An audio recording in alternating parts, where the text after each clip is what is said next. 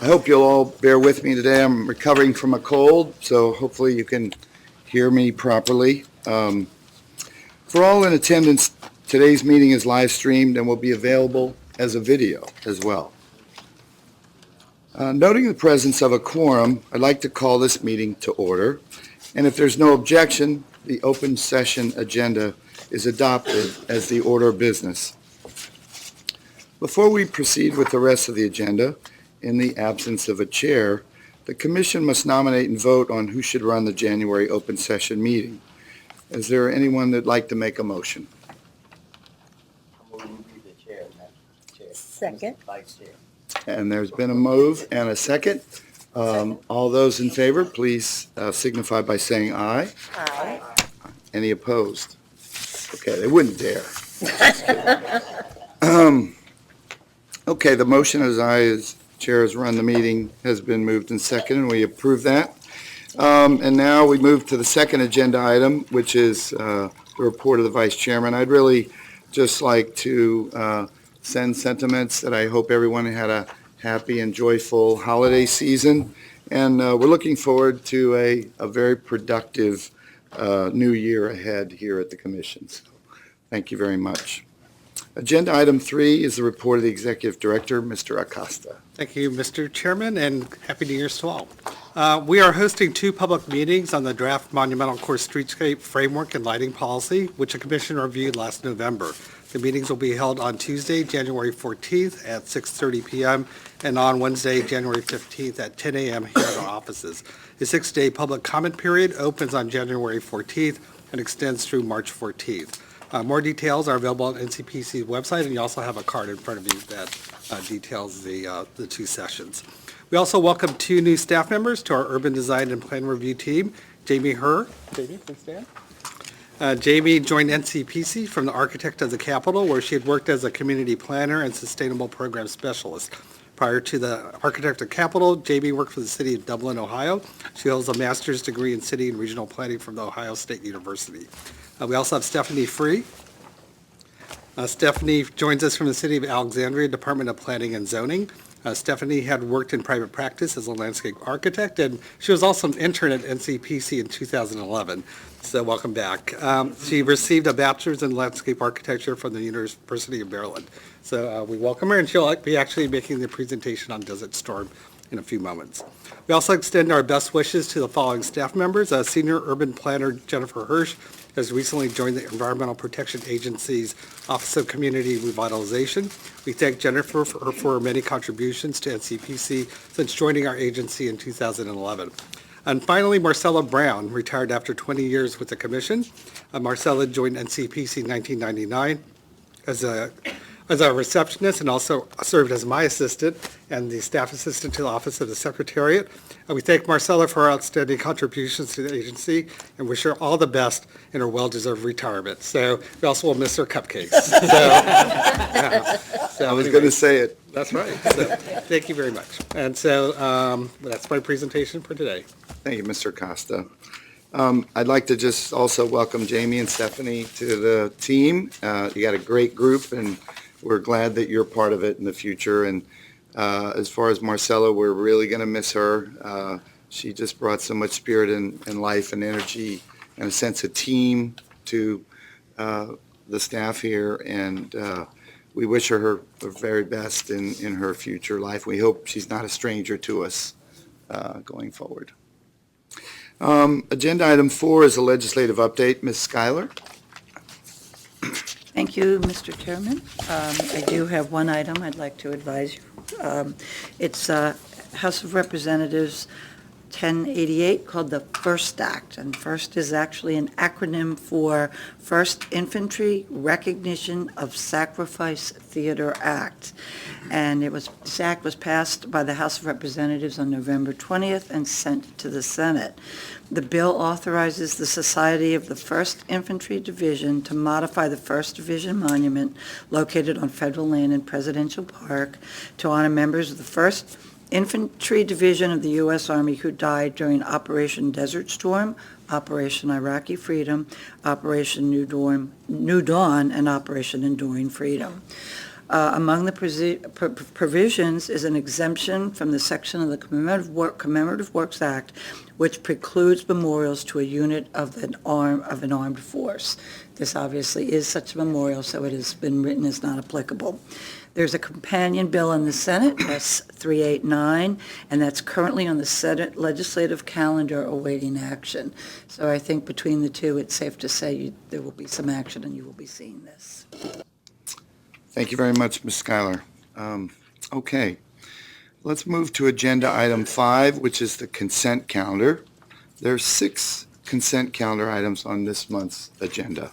The first item is for temporary security cameras on the National Mall, submitted by the National Park Service. The second item is an antenna replacement at the Wiley Federal Building in College Park, Maryland, submitted by the General Services Administration. The third item is minor modifications to Square 348 at 1001 Pennsylvania Avenue Northwest in Washington, D.C. This proposal was submitted by the General Services Administration. The fourth item is the partial closing of Potomac Avenue and First Street Southeast in Washington, D.C., as submitted by the D.C. Department of Consumer and Regulatory Affairs.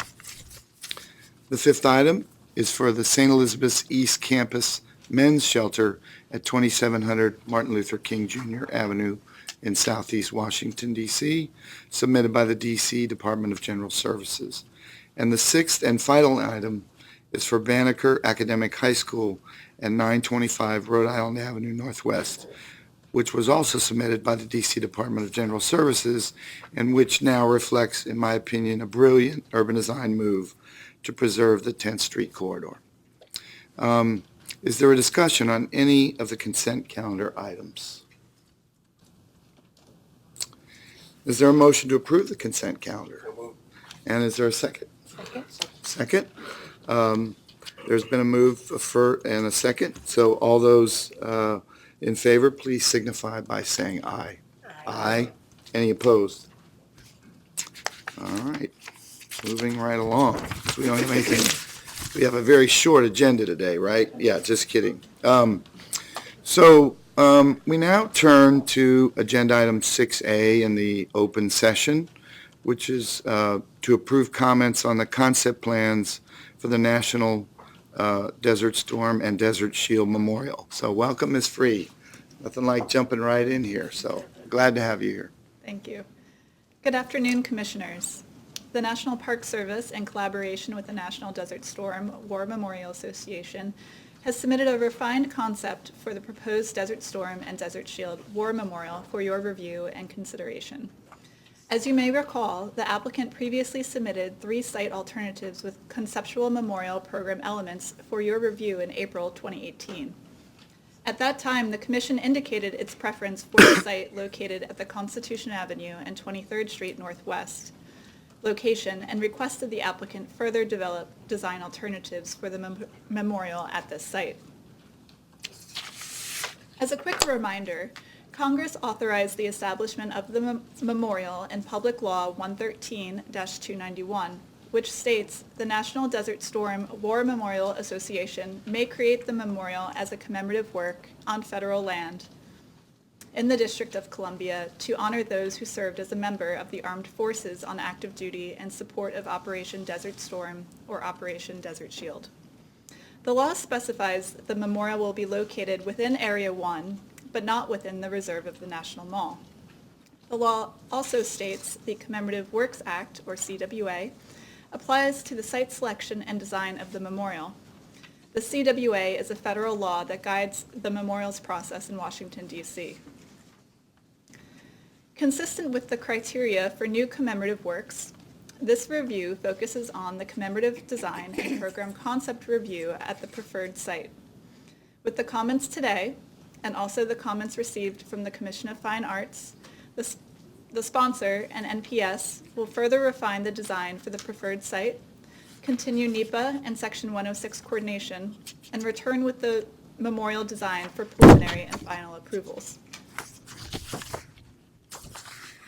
The items mainly relevant to the Commission's review of the commemorative design and program elements at this stage are the design's compliance with the decision criteria of the Commemorative Works Act, evaluation of the individual elements of the proposed program, the appropriateness of the program for the preferred site, analysis of the opportunities and challenges of this design at this site, and adjustments to the program for the design to be effective.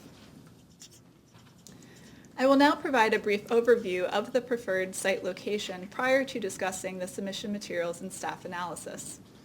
As I mentioned, the Commission's preferred location for the memorial is located near the intersection of Constitution Avenue and 23rd Street Northwest. The U.S. Institute of Peace is located to the north of the site, and the Lincoln Memorial is located to the south. To the west are the sand volleyball courts, and to the east is the National Mall. The Commission noted its support for the memorial at this site given its strong thematic connection to the Vietnam Veterans Memorial, proximity to other 20th century war memorials, and nearby diplomatic agencies and organizations. As you can see, the site is generally an open lawn with multi-purpose recreation fields, allowing views towards the Lincoln Memorial and National Mall. Additional site photos demonstrate that the site is visible from adjacent streets. However, the site is primarily concealed from view when looking north from the Lincoln Memorial due to the existing vegetation. In development of the design concept for this site, the Commission requested the applicant develop a landscape-oriented approach that minimizes the use of vertical elements and carefully considers the design of any proposed walls with regard to their potential to block views of the Lincoln Memorial and National Mall. In its analysis, staff found the applicant addressed the Commission's previous requests, mainly through the design of the memorial as an abstract landscape form. As such, staff recommends the Commission supports the conceptual design scheme at the Constitution Avenue site and commends the landscape-oriented approach that minimizes the use of vertical elements and respects its open setting and views to the Lincoln Memorial and National Mall. The remainder of this presentation will summarize the site plan, design inspiration, and commemorative elements that support this and other recommendations. Since the Commission's last review, the applicant developed several alternatives of the design based on feedback from the Section 106 consulting parties and the Commission of Fine Arts. The memorial design concept proposed for the Commission's review today is highlighted in the bottom right corner of this slide. The proposed memorial is sited nearest to the intersection of 23rd Street Northwest and Constitution Avenue. It is anticipated that the proposed Desert Storm, Desert Shield War Memorial on this site may be a catalyst for future memorials along the Constitution Avenue corridor west of 23rd Street. This approach is consistent with the vision to restore the original Constitution Avenue alignment that terminated at the Belvedere overlooking the Potomac River. As such, staff finds the proposed siting and design of the memorial create an opportunity to envision greater changes to the roadway infrastructure which dominates the adjacent land to the west. The memorial is primarily circular in form and has a generally compact footprint measuring approximately 1/2 of an acre, leaving more than 3 acres of existing lawn area intact for other purposes. The commemorative space is generously set back from the adjacent streets and buffered by existing vegetation and proposed berm formations that enclose the memorial. For these reasons, staff finds the size and location of the memorial preserve adequate open space for recreational use and/or future commemorative works on the remainder of the site while also fostering a contemplative gathering space buffered from adjacent activities. The overall design of the memorial is inspired by several characteristics of the war, including the unique environmental and battle conditions of Kuwait, such as the dune formations and oasis landscapes found in the desert. The individual elements are discussed in further detail in the following slides. The design concept proposes 2 pedestrian access points, one on 23rd Street Northwest and another on Constitution Avenue. As such, staff notes that visitors could access the memorial from 23rd Street or Constitution Avenue and finds that visitors will primarily enter the memorial from the 23rd Street access point. This is because of the existing high volume of foot traffic on the National Mall. The applicant proposes pedestrian circulation to flow from the primary entrance point in a clockwise direction through the memorial and ascend to a high point located at the center of the space. The ascension into the site is intended to symbolize the rising view of the U.S. military as a result of their success in the war. Therefore, staff finds the entrance to the memorial from 23rd Street Northwest is significant to experiencing the commemorative elements as intended. For these reasons, staff suggests the Commission recommends the applicant explore visual cues to direct eastbound pedestrians on Constitution Avenue and southbound pedestrians on 23rd Street to enter the site from the 23rd Street access point. Both access points lead to sweeping pathways configured around a central feature meant to express the left hook strategy used by the U.S.-led armed forces. The sweeping pathways converge at the center of the proposed memorial around a commemorative water feature surrounded partially by plant beds. Together, the plant beds and water feature are intended to evoke a desert oasis. Staff suggests the Commission supports the use of green space and a water feature within the memorial to evoke a desert oasis, recalling this as a unique characteristic of the desert landscape.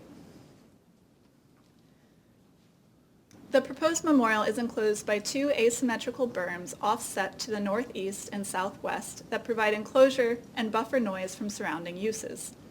The asymmetry and offset of the berms is intentional to preserve views from the memorial towards the Lincoln Memorial and the National Mall. The design of the berms is inspired by the dune formations of the desert landscape where the war was fought. It is proposed that the berms will be planted with low-growing vegetation to optimize the views around the memorial and recall a dune-like appearance. For this reason, staff finds the berms effectively suggest the dune forms in the desert landscape of Kuwait, and also finds the asymmetrical placement and height of the berms provide adequate enclosure for the memorial, buffer noise from surrounding activities, and enable views to the Lincoln Memorial and National Mall, while minimizing visibility to the memorial from these sites. The applicant proposes three primary commemorative themes for the memorial. These themes represent significant aspects of Operation Desert Storm and Desert Shield. These are the coalition of multiple nations that came together during the conflict, the storm to commemorate the international service and sacrifice, and the pivot to recognize the restored faith in the U.S. military. As such, staff recommends the Commission finds the memorial's proposed themes of storm, pivot, and coalition effectively commemorate Operation Desert Storm and Desert Shield and create a strong thematic framework for the design of the memorial. A water feature commemorating the coalition of nations and their diplomacy is placed in the center of the proposed memorial. This commemorative element is designed as a low, circular table with water flowing in the center. A thick band around the circumference of the table displays the names and national flags of the 34 countries that participated in the coalition. Staff finds the coalition theme is successfully expressed through the circular form of the central element and the recognition of the multiple nations involved in the war around the circumference. The current conceptual design of the feature shows a patterned concrete surface that will be revealed when the water is turned off. Staff notes this surface is an opportunity to reinforce the memorial's overall narrative and commemorative themes, and recommends the Commission request the applicant provide alternatives for the surface treatment of the central element, as seen when the water feature is turned off, noting that the treatment should contribute to the overall commemorative narrative. The applicant also proposes two asymmetrical sculptural stone walls that retain the dune-like berms and provide a means to express the commemorative themes of storm and pivot. The highest point on both walls is 6½ feet and offset from the center to maintain views of the Lincoln Memorial and National Mall. The wall heights taper to the ground at either end, with most of the walls measuring less than 4 feet tall. Therefore, staff finds the height, scale, and placement of the commemorative sculptural walls respect surrounding views and address visibility and security issues. The walls are also designed to batter or angle away from the adjacent walking surface. This angle will promote visibility of the wall facades, which commemorate the storm and pivot themes. Therefore, staff suggests the Commission recommends the applicant study the angle of the walls to deter unwanted activities such as climbing or skateboarding, and to also optimize readability of the information on the walls. Next, I will briefly summarize the thematic content of both walls. The storm wall is composed of bas-relief or carved vignettes, framed by inscribed quotations that relate to the operations of the war and the international efforts involved. A cast sculpture of a falcon and an eagle is proposed on the wall, representing liberation and leadership. The sculpture's proximity to the vignettes suggests an opportunity for the two commemorative elements to be integrated. Therefore, staff suggests the Commission recommends the proposed cast sculpture of the falcon and eagle, symbolizing leadership and liberation, relate to the imagery proposed on the storm wall. The pivot wall includes an inscribed quote related to the restored faith in the prowess of the U.S. military as a result of the war. The remainder of the wall is proposed to receive a dune-like surface texture.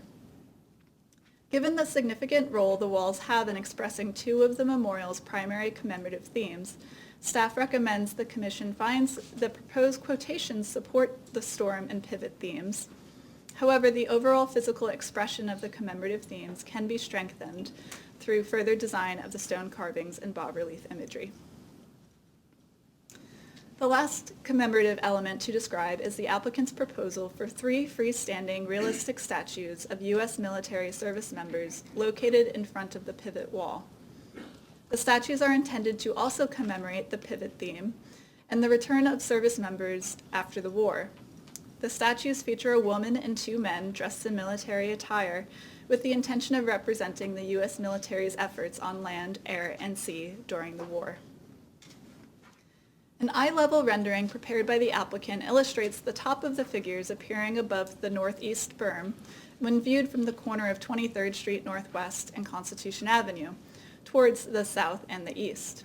Staff finds the scale, orientation, and placement of the statues appearing above the berm creates an awkward approach from the corner of 23rd Street Northwest and Constitution Avenue. Further, since the design inspiration and commemorative themes of the memorial are primarily expressed through landscape elements, staff notes the literal depiction of the service members conflicts with the abstract design of the landscape-oriented memorial.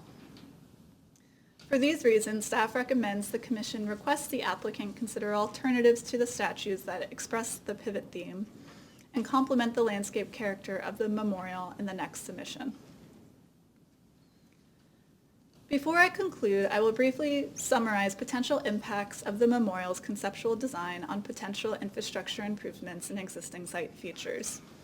As discussed during a previous review, the DC Water Clean Rivers Project and Potomac Park Levee Project both have potential to affect the Constitution Avenue site.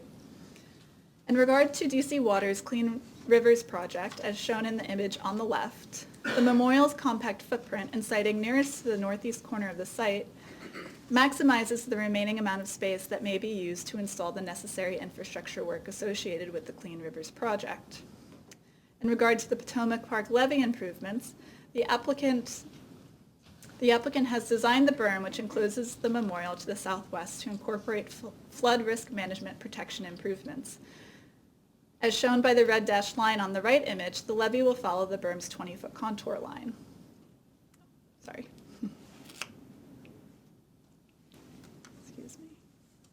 The memorial sponsor has incorporated the DC Water and National Park Service, has coordinated with DC Water and the National Park Service and the U.S. Army Corps of Engineers regarding siting and design, and will continue to coordinate the design of the memorial with these parties as the design develops.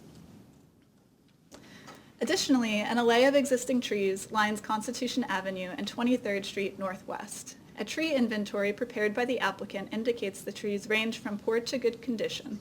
The proximity of the memorial to the existing trees is anticipated to promote their preservation. However, some tree loss is anticipated. In addition to replacing the trees that are lost, the applicant proposes new trees within and around the memorial, including new trees adjacent to the Lincoln Memorial Circle, consistent with the Lincoln Memorial Cultural Landscape Plan. As such, staff notes the applicant has made a conscious effort to minimize tree loss and proposes new trees to maintain the array of trees on 23rd Street and Constitution Avenue and maintain consistency with the Lincoln Memorial Cultural Landscape. Further, staff suggests the commission recommends the applicant consult with a certified arborist to evaluate impacts to existing trees and to ensure proper tree protection measures are in place. These last few slides list the executive director's recommendations, which can also be found in the first few pages of the staff report. As I've discussed the recommendations throughout my presentation, I will not repeat them for the interest of time. And that concludes my presentation. I am available to answer any questions. We also have representatives from the National Desert Storm War Memorial Association, National Park Service, and the design team here to answer questions.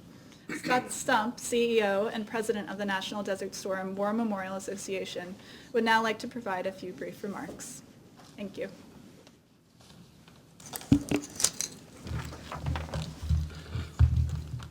Chairman Gallus, Commissioners, it's an honor to stand before you once again and a real privilege. We want to thank you all for your previous guidance and collaboration, which has been instrumental in bringing this project to where it is today. We want to especially recognize your wisdom in supporting the site at 23rd and Constitution over the last several years. We share your vision that this location is the right one for us. Now our focus lies on ensuring that the design of this memorial rises to the level of this prestigious location. Our team has worked tirelessly to create this landscape-based design. We're excited with our progress and pleased that the design footprint fits into the neighborhood rather nicely. As we further explore and develop the detailed commemorative elements, we are once again looking to the Commission for your assistance. There's one issue in particular that we feel a need to address, and that is of the figurative sculptures. The essence of the Desert Storm and Shield Memorial is a unique landscape setting of the conflict, centered around the International Coalition and its collaborative lesson.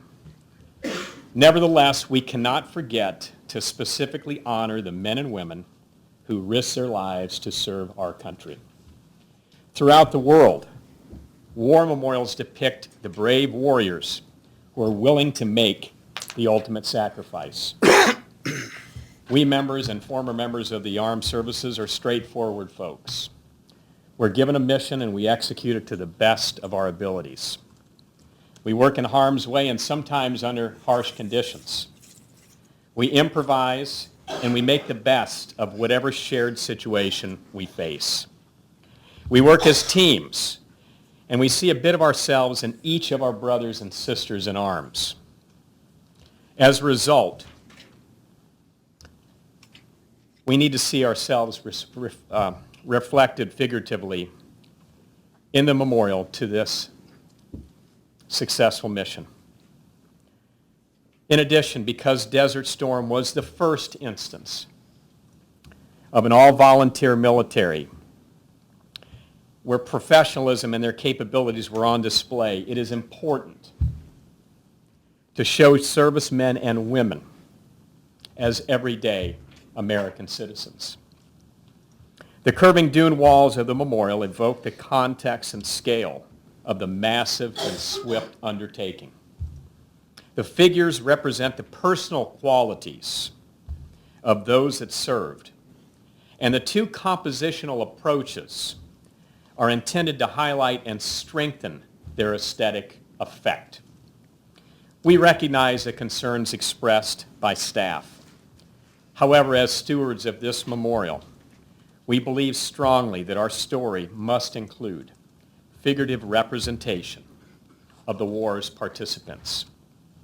We are flexible, certainly, about style and location, but the figurative depiction that represents these men and women who served and died is critical to this commemorative work and is very important to all of us. Please remember that we are at the concept phase of this memorial and the detailed design continues to evolve. Please help us resolve the dialogue between the memorial walls and the commemorative elements and these sculptures in an appropriate manner. And as always, we welcome your constructive input. With guidance from NCPC and from CFA, we intend to make sure that millions of future visitors will both be inspired and moved by what they experience. And hopefully, as with other existing memorials, we will create an additional thirst for knowledge about this conflict, all who played a part, and its important and valuable lasting legacies. I, along with our entire team, look forward to working with all of you as we move ahead and we work towards completion. Thank you. Okay, well, thank you very much, Ms. Free and Mr. Stump. Do we have any questions for them first before we begin? Okay, let's open it up for discussion. Commissioner May. Yeah, I would like to immediately address the same issue that Scott Stump addressed, which is the inclusion of the figurative sculptures in the memorial. I have to say, first of all, the report overall is, I think, as usual, excellent and on point, and I agree with 90% of what's in there. It's just the aspects, the statements with regard to the figurative sculptures that I think are problematic. I think that at their heart, the comments are based on the notion that what we have presented so far, or what's been presented to the commission so far, is not entirely successful. I mean, I think that the sculptures themselves are not doing the job that they're intended to do, and that there is a need for improvement. And I think that's the essential issue here. It's not the fact that there are sculptures that are figurative, that are representative of the soldiers who served, but that it's just not working quite yet. And I'll go into some of the particular statements. I think that the report states that since the design, inspiration, and commemorative themes of the memorial are primarily expressed through landscape elements, the staff is recommending that the commission notes that the literal depiction of the service members conflicts with the abstract design of the landscape memorial. I'm not sure that really makes sense. That's not consistent with the number of other memorials that have been approved by this commission. I mean, we have had this circumstance in numerous memorials in the past, in the recent past. The Eisenhower Memorial, for example. The American Veterans Disabled for Life Memorial includes realistic depictions, photographic depictions embedded within the artwork, not sculptures, but it's blended within an abstract memorial that is primarily made up of landscape and hardscape elements. Other examples, Martin Luther King, the Korean War Veterans Memorial, it's a common thing. Even within this memorial, there's a realistic depiction of the eagle and the hawk. I mean, why is it that realism is somehow inconsistent with the abstract nature of the memorial? Or that is not, and yet the statues are. I'm also don't agree with the statement that the visibility of the statues from 23rd and Constitution is unwelcoming. I mean, if you look at that image that was presented, yes, you can see them. You can also see people there. And it's actually, I think, in many ways, a very intriguing view of the memorial. And it does invite people in, and it piques a certain curiosity about what's happening there, and encourages people to go into that space, to be part of the memorial, to experience it. So I just flat out disagree with the concern of the staff with regard to this particular approach. I would say that, as I said earlier, there's work to be done, and I think that it's work that can be done. But I do think that the EDR, as it is written, is too strict in what it suggests the fate of the statutes should be. And so therefore, I would want to make a motion to strike, and I'm not making the motion right at this moment. No, I would like to have some more discussion. Right. But I'm going to suggest that I will move to strike under the section statutes on page 5, strike the first two bullet points. Finds the scale and orientation of placement of the statues appearing above the berm creates an unwelcoming approach from the corner of 23rd Northwest and Constitution Avenue, and then also striking notes, the literal depiction of service members conflicts with the abstract design of the landscape-oriented memorial. So Okay. those are the two that I find most objectionable. And I do think, again, I recognize the concern. I think it's an area to work on. And I think that this commission should allow the design team the flexibility to address that concern and not have things sort of taken off the table at this stage. Okay. Let's open up to other comments about this or other things, and we'll come back to those comments. It's not, It wasn't a I didn't motion. actually make the motion. Motion, yeah. I Yeah, plan we're to make not, that we're motion. not there yet. Commissioner White. And speaking to that, I guess I didn't read it that way, that they were closing it off. It was just asking to consider alternatives. And when I read that and looked at the graphics, and I should back up and say, I think this is wonderful where this project has gotten, and I think it is a beautiful design. I appreciate how little of the space you used in making that compact and retaining the open space. So my congratulations to you. I love the abstract nature of it. I was struck by the Commission on Fine Arts comments about the statues, more so, less about whether they're abstract or literal, but more about their being informal, and making sure they're more representational of the troops and the diversity of the troops. So I thought that was a thoughtful comment from the CFA. And I think about how you honor all of the troops and how in an abstract way Arlington Cemetery does that in an incredibly powerful way with the simple crosses that are the same, and then you have the name. So I don't see it so much as a conflict in terms of whether it works to have the literal and the abstract together in this way. And I do think there's some nuances if you keep the literal statues. I don't feel strongly one way or the other as long as they work. But I did want to comment, I didn't see the staff recommendation as being that restrictive. It's just like consider an alternative, but I understand your point about you don't want them to start over, and I appreciate the comments about the other aspects that are literal statues. But anyway, I just wanted to say I think it's a beautiful design, and I think it'll be a really successful one. Others, before we go back and forth here, Commissioner McMahon, or, yes? Yeah, thank you. And I agree, it's a wonderful design they've come up with, and certainly the staff has raised some very good suggestions, but I tend to echo my fellow commissioner here on the right that I understand the need and support the need for this kind of physical literal representation. Now, the CFA, in their overall negative comments, had one thought about this, about how we actually present that thought and present those statues and what they intend to do, and certainly I would think that the Design Commission will take that back and consider it, but I feel that's an important element of what they've done, and we'll support keeping them here.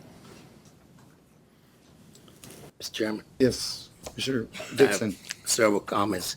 First of all, I always speak against any memorials about war that we add to our collection, but I understand why. And my second comment, speaking to the representation, I'm not able to see clearly enough how diversified these statues are, but I hope there is diversity. And it's complicated because in our army, in our military, we are so diverse. So it's a lot of ground to cover. I would also add that as a historical note, which seems to be a lot of my rhetoric sometime, I was serving as the exec to the commander of the D.C. National Guard at the time, and volunteered to go forward to do something. And I was advised that I was needed here. I'm not sure why, so he didn't let me go. But I did have a chance to be a part of a group of about, I guess, 12, maybe less, who organized the celebration on the avenue. And we helped put that together. I was one of the people who helped do it. One of my assignments was kind of interesting. I was responsible for the aircraft to come down Constitution Avenue. And this was in coordination, obviously, with most of the heavy work, all the heavy work being done by the Air Force. But I'll tell you, it was a real interesting and fun experience and a celebration which went over very, very well.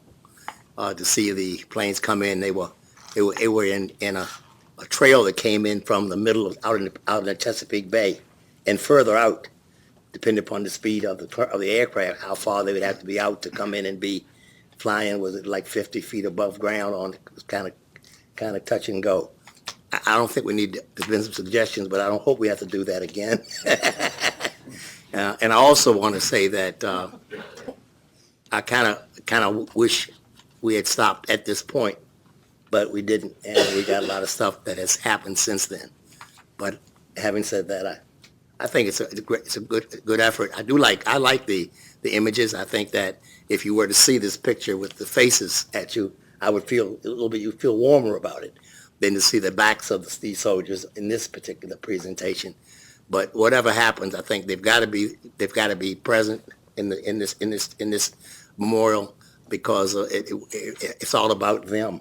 They're the ones, and it's not about terrain and turf and ground. It's about men and people whose lives were engaged in this, and to have them there, I think, is great. Other comments before I'd like to have somebody? Yes. Just a quick comment about, I agree with much of what has been said. I think it would be, as we further discuss this, it would be helpful to have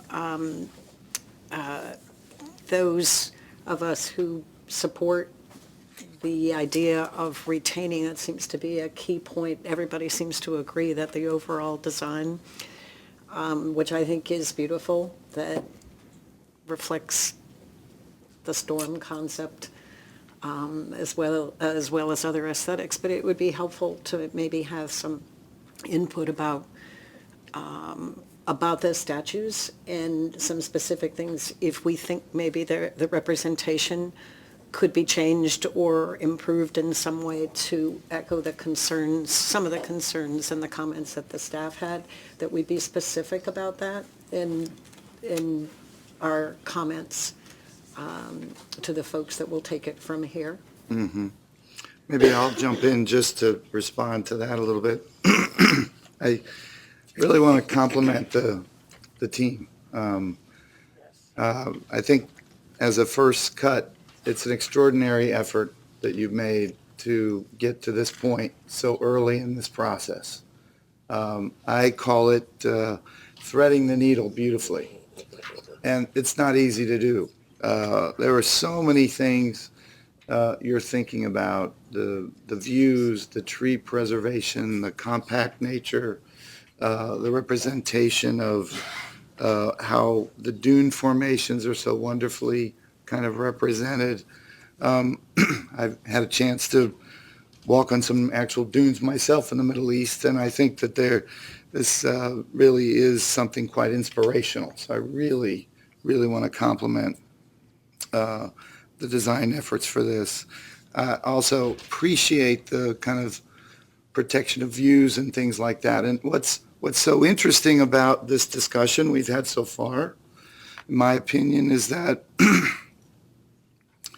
the rest of the design is incredible. It really is at this stage. And so I think part of what my reaction about the statues is that they don't feel resolved within the space.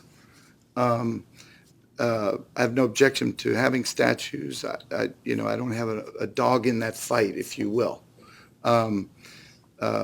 But I do feel that they feel just sort of dropped in there as an afterthought. It's like we conceived of the whole place. We created this beautiful, sensitive response. And then we kind of said, okay, but well, now we got to have soldiers represented, and where should they go? The other thing that I think is very moving to me is the commitment of this notion of coalition and the 34 country partners who are represented so respectfully, I think, is quite admirable for a United States memorial. Didn't have to be we didn't have to necessarily do that, but we all know how significant that participation was in so many ways. So again, all of that is done so well, and then we sort of drop some things in, and I don't want to beat up on it, but I think we can get there, and we appreciate that you've gotten it to this point, and hope that we can have deeper discussion as you evolve your thinking to kind of make a more synergistic solution for this right now. I have a few other questions about that, but any other comments on, Mr. May, do you have anything you want to add to what you've been hearing? I don't know if, Oh, I'm sorry. we're going to go I'm first. sorry. No, let's go with Commissioner Tunstall Williams. Have it on, right? Red light will say Okay, on, yes. okay. Thank you. I agree with the fellow commissioners that the design and siting are very handsomely sort of rendered here. The one thing that has always struck me as I've looked at this, when I heard Stephanie describe it as a table, it made a little bit more sense, but the central water feature feels a little bit awkward to me. And reading through the CFA's comments, I think that there may be some potential to refine this, looking at the height or looking at the water coming from the ground. Another option is that if you are going to include the soldiers, maybe there's some, it's not just a coalition of countries, it's a coalition of people. Maybe that's a place to incorporate soldiers. I don't disagree with the presence of them. I agree there needs to be some more thought given to the expression and location. But also I would encourage the designers to look at how this table reads, because right now it just feels very heavy in a very sort of lightly kind of fluid space. And so I would just think about the detailing on that, perhaps the height, the scale, I'm not sure. But it's the one sort of unresolved element to me that I'd encourage additional exploration. But otherwise, I think it's a very strong concept. Mr. May, and then we'll circle back around. Sure. So I've been trying to keep track of the various comments, and first of all, let me say, the reason why I was concerned about the wording in these items and wanted to strike them completely has to go with to our past experience in trying to do subsequent reviews on projects, and very often we wind up having to sort of engage in what is ultimately, I think, needless battle over the specific words that are used. And so for us to get over a statement like these figurative sculptures conflict with the abstract design, it's problematic. And I have battle scars. I won't go into all that, but we've been down this road before. I think it was Independence Avenue. But anyway,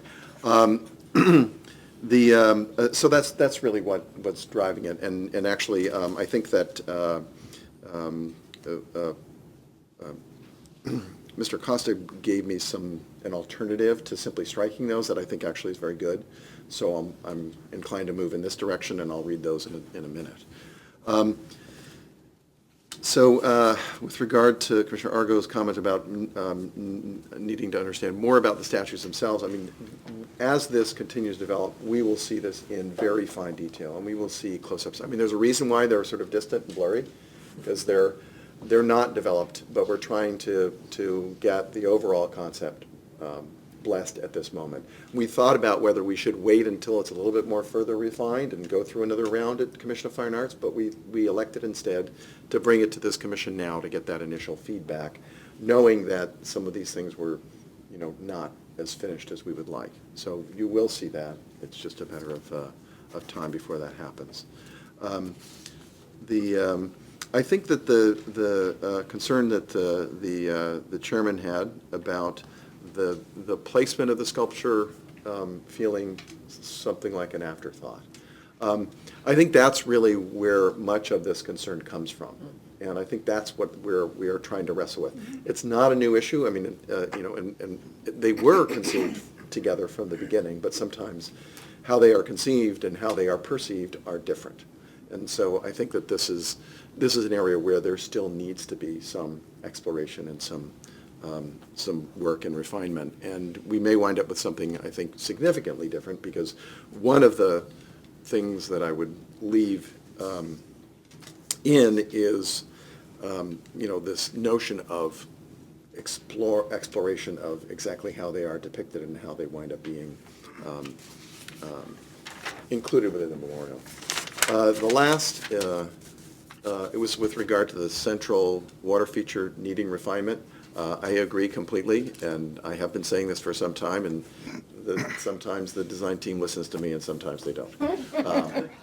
But it's always an earnest effort, and it's always collegial, and I do think that there's improvements to be made there, and sometimes a lot of my concerns are very practical concerns, right, having to do with, how, if we have large metal objects that people can touch, are they going to get too hot in the sun? Things like that, because that's an issue that has occurred in other locations. So not all of my advice to them is high-minded artistic advice. Sometimes it's just, I'm thinking, yeah, it's maintenance, right? So, anyway, I hope I've addressed what I think were the major open questions, and unless people have more to say. We can come back, but Commissioner White, yeah, let's come back, Peter. Yeah. Two things. I like the way you put it, that it's just unresolved. And, that needs more attention with the depiction of how we honor the people behind it from our military. And I really appreciate what you said about the water feature, but the table to me is a really important image. And I remember from all the news broadcast and just seeing the countries and the representatives sitting around that table, I think that idea is really powerful and something that in the present day we need to be reminded of, the power of coalitions, and continue to work toward that. So I would hope that that would be retained, that idea of a table and everyone sitting around it. There's no head of the table. Mm-hmm. Everyone is there together. So I thought that was a very powerful element.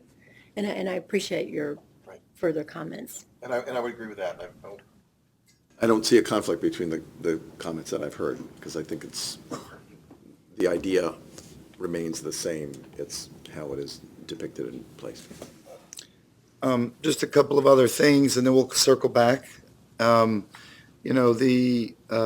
Since we're talking about the water and that representation, I understand your point. I didn't feel that. I'm imagining this is a very smooth kind of water flow. I don't know, but I'm imagining that, a calm, a peace associated with those 34 countries and how they resolve together to accomplish something.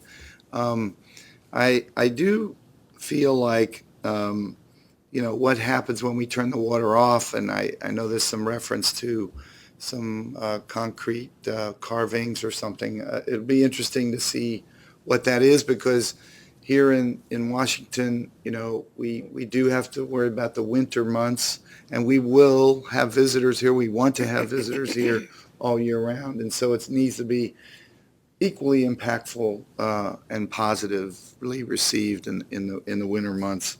So I look forward to seeing how that happens. Two things about kind of the entrance and the trees. Could you go to the tree and the kind of entrance? So the tree loss. Anything we can do. Those trees are really statuesque in themselves. They bring great dignity to the site. And we're going to put back some little small caliper trees, and it'll be there someday, but wouldn't that be wonderful if we could preserve absolutely as many as we can? And I just encourage you, please, to hear that comment in the EDR. And then the last thing really has to do with the approach. And I know, Commissioner May, you had concern about the word unwelcoming. I have concern about that word too, to be honest. But what I think is really important to this design is that one enters it where it enters, and this kind of uphill kind of climb that's happening, the ascension, right? And so, the landscape solution, and you obviously have a very talented landscape firm on the team that will resolve this, but, guiding the visitors there, I know signage was recommended and so forth, but I think we can accomplish this. This solution feels so natural already that I don't think it's going to be that hard to help the visitors find the door, okay? We want people coming in the front door. And I think the power of that is going to be where this happens. As I visit other memorials, often I don't expect to be grabbed by the neck when I approach them, but some I have. And it surprises me. And I think it's a really important aspect to this that I hope you'll take back and look at further in your next evolution. Okay. Any further comments before we consider an amendment on anything? Okay. Oh, Mr. White. I guess I have one in thinking about, but can you go back to the slide on the entrance and you see these soldiers, and one thought I had was, what are they looking at? To me, it's sort of intriguing. I want to see what they're looking at. So I don't find it as unwelcoming. It's just more, makes me curious. Okay, Commissioner May, let's hear what you have to say. Okay, yes, and I think all of those additional comments were helpful, and I agree with all of them, particularly about what happens with the water feature in winter. It's a big issue for us. So I'm going to tweak just a bit what Mr. Costa had suggested, because it didn't quite sound right. But rather than striking no, it was very, very helpful. I appreciate what you did. Let me call it up. Let's call it up. Hold on, Commissioner May. Yeah, Let's pull it get up. there. So we're on the statue. Go to the next, I think it's, That's a difference. oh, there it is. Okay, all right, thank you. That was the difference in how I conceive my comments and how they are perceived. Anyway, so under statues, where it says finds the scale, orientation, and placement of the statues appearing above the berm creates an unwelcoming approach. So deleting, Mr. Costa suggested deleting creates an unwelcoming approach, and instead insert needs further study and refinement. And then it would continue, from the corner of 23rd and Constitution Avenue. I actually think that I would tweak it just a little bit further and just say that finds the scale, orientation, and placement of the statues needs further study and refinement, and leave it at that, because it's not just about the view from 23rd, it's how they appear within the memorial. Okay? That's pretty straightforward as a change. The second one I would delete entirely, so I would strike that. And then the last is where it says request the applicant consider alternatives, substituting the word refinements to or, you had suggested, I guess, refinements to or an alternative? Refinements to the statute. Right, refinements to the statues that express the pivot theme and complement the landscape character of the memorial in the next submission. So I'm okay with it even leaving the alternatives to in it, because it's we are requesting that the applicant consider these, not necessarily that they even present them. And knowing the design team, I know that they will consider them, Just have a point of clarification on that. Yeah. When we strike from the corner of 23rd and Constitution, is there somewhere else where we're talking about that entrance in terms of the sort of entryway? It's a different point, not about the statues. Where is that in the EDR? I'm sorry, in the EDR, the wording. Yeah. I know it's talked about in the body of the It report. is, yeah. I believe you're referring to the section on circulation and layout. Yes. With the primary entrance Yeah. being on 23rd Street Northwest and the secondary entrance on Constitution Avenue. Yes. So is there a finding or something above the asterisk that's specific to that? That, okay. Explore visual cues. Yeah, okay, so that's still there. Yeah. Okay, all right. I just want to make sure we still had that right. Yeah, Okay. and I completely, Okay, so could we read the recommended modification, Ms. Coster? Thank you. Under statues, finds the scale, orientation, and placement of the statues appearing above the berm needs further study and refinement, period, and then striking the rest of that sentence. all right, actually, I was suggesting, instead of referencing the berm, instead of saying appearing above the berm, simply saying, finds the scale, orientation, and placement of the statues need further study and refinement. Thank you for that correction. Okay, Striking the next notes the literal depiction of the service members conflicts with the abstract design of the landscape-oriented memorial, so that is struck. And then on the third, it says, request the applicant consider refinements to or alternatives to the statue that express the pivot theme and complement the landscape character of the memorial in the next submission. okay. So this is moved, So moved, if I could just do that. okay? Okay. Do we have a second? Second? Any discussion on the motion? Okay, let's vote. All in favor of the amendment to the EDR as just read, please signify by saying aye. Aye. Any opposed? Okay, great. Now, let's move to the overall motion to accept the EDR now as amended. So moved. It's been moved, seconded. All in favor, please signify by saying aye. Aye. Any opposed? Okay, thank you very much. Welcome to the commission, Ms. Freeman.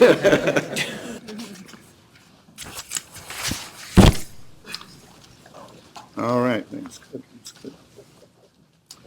Nice work. Thank you very much. We look forward to seeing the next one. Great job.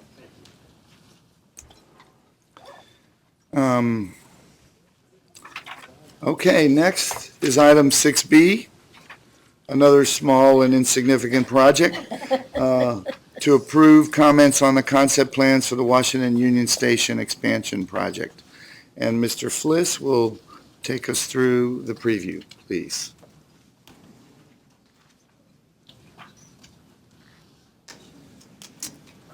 Good afternoon, members of the Commission. The Federal Railroad Administration, or FRA, has submitted concept plans for the proposed Washington Union Station expansion project, which includes the historic Washington Union Station building located in central Washington, D.C. The Union Station Redevelopment Corporation, or USRC, in coordination with the National Railroad Passenger Corporation, or Amtrak, has proposed expanding and modernizing the multimodal transportation facilities at Union Station.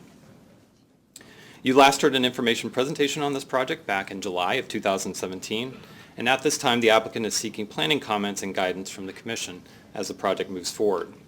FRA is currently preparing a draft environmental impact statement in compliance with the National Environmental Policy Act to evaluate the proposed project. We expect to see the draft EIS with detailed analysis and impacts later this spring. So as this is a concept review stage, the Commission is reviewing the project for general consistency with a comprehensive plan, understanding the differences between any proposed alternatives, and identifying planning issues to be addressed prior to the next review. To reiterate, the Commission is not being asked to approve a project design at this time, but to provide comments. So for today's presentation, I'm going to first provide an overview of the existing station facilities and the context. Then I'm going to discuss the proposed alternatives, and then I will conclude with staff's analysis. So to provide some background, here you can see Washington Union Station, located at the intersection of Massachusetts, Louisiana, and Delaware Avenues, just north of the U.S. Capitol and the National Mall. The station today is the second busiest in the Amtrak network, with approximately 85 to 90 trains daily. This includes the high-speed Acela Express service, as well as the Northeast Regional service. The station sees about 40 million visitors each year, and the project proponents are anticipating significant growth through 2040, hence the need for the project. Today, the Union Station Redevelopment Corporation oversees the station operations and maintenance. Their actions include supporting the preservation of the historic station. You can see the main hall here, maintaining the station as a multimodal transportation center, and in enhancing the retail and amenities within the station. Today, it includes over 150 stores as well as a well-used food court. Designed by Daniel Burnham, a member of the Macmillan Commission, Union Station was completed in 1908 and placed on the National Register of Historic Places in 1969. It is described in the Macmillan Plan as the Grand Gateway to the Capital. The station today continues to evoke the planning and architectural history of the Macmillan Plan. The site has changes in topography, primarily due to the railroad infrastructure, as well as the historic Burnham Wall, which is shown here on the right, is a significant barrier on the west side of the site. Many features are above or below the adjacent grade. And as I mentioned, the railway infrastructure, as well as the surrounding street network, also limit access points to the site. Generally, the surrounding blocks are built out, and there are a series of different owners and jurisdictions controlling the area, and all of these contribute to a number of challenges when planning for future expansion. The Commission has reviewed several projects related to Union Station. These include perimeter security, a bicycle facility, as well as metro station access enhancements. The Commission has also provided comments to the District of Columbia Zoning Commission regarding the Union Station North Zoning District, which was established in 2011. This zoning designation was created to apply to approximately 14 acres of air rights located above the railroad infrastructure behind the historic Union Station. Here you can see an image of the northern portion, which is north of H Street. Ackridge, a developer, won the public auction for the air rights and has proposed a high-density mixed-use development named Burnham Place. It would include buildings up to 130 feet in height, as shown in the conceptual sketch on the left. The project would need to be reviewed and approved ultimately by the Zoning Commission of the district. NCPC will also review referrals from the Zoning Commission for comments regarding the proposed development for that portion south of H Street adjacent to the station. Given this authority, NCPC is one of the only bodies that will review both the federal and private development around Union Station. So moving on to the submission, the project seeks to support current and future growth in rail service, facilitate intermodal travel, promote a positive user experience, and support the continued preservation and use of the historic station building. The project is necessary to improve rail capacity, reliability, and safety, both for current and future railroad operations at the station. Ridership growth for Amtrak is expected to rise about 95% by 2040, a 250% increase for VRE, and 150% increase for MARC service. The primary goal of the project is to support, again, the current and future growth in rail service, and also to support multimodal connectivity for Washington, D.C. and the National Capital Region well into the 21st century. Union Station is an important historic resource and a gateway to the national capital, and therefore the function, the design, and the experience of this facility really impacts first impressions for visitors, but it's also a critical transportation hub for workers and residents.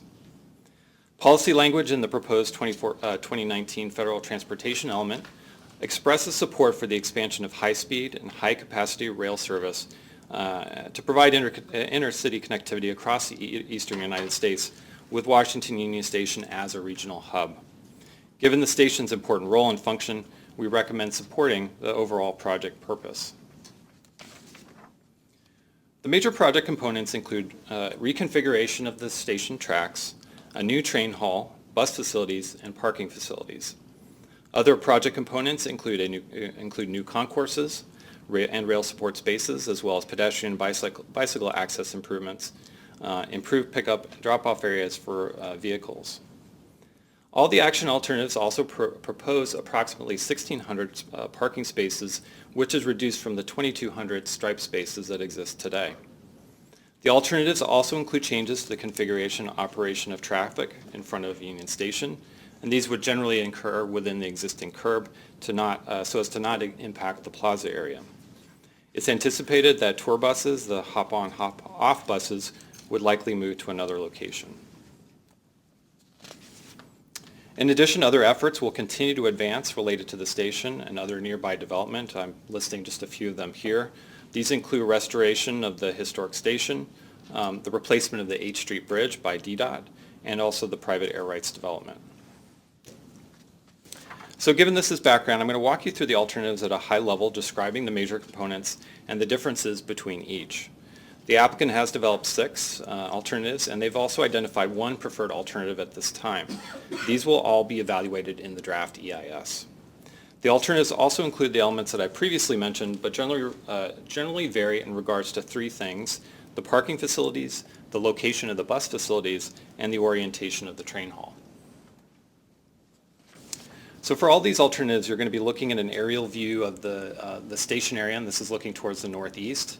The historic Union Station building itself is down here with Columbus Plaza. So in Alternative A, which is shown here, this includes a T-shaped train hall, which is shown here, that connects H Street to the historic station, a bus facility, which is highlighted in purple, along with a parking garage is located on the western portion of the site. These would be accessed from H Street. Alternative B includes a similar T-shaped train hall, shown here. And again, the bus facility would be in this, the same location as it is generally today. In this alternative, the parking would be located on 2 levels between the rail terminal. Bus access, again, would be from H Street, and the parking would be accessed from K Street, which is located here further north. The area above the bus facility, and in all of these diagrams that's highlighted as yellow, could be some kind of other future development. Alternative C has east and west options. Both these options include an east-west oriented train hall here, as well as a bus pickup and drop-off area at this upper level. Some limited parking would be located in an underground level. In the east option, the bus facility and the parking would be located at the northern portion of the site up here between H Street and K Street on the east side. Bus and above-ground parking access would be from H Street, with some parking access also from K Street. In this and the future options, you'll see this designation for an access zone, which is the idea that there should be some kind of connection, pedestrian or otherwise, from H Street to the new train hall. So in the west option, all the elements are essentially similar, except this bus facility and the parking has been flipped over here to the west side.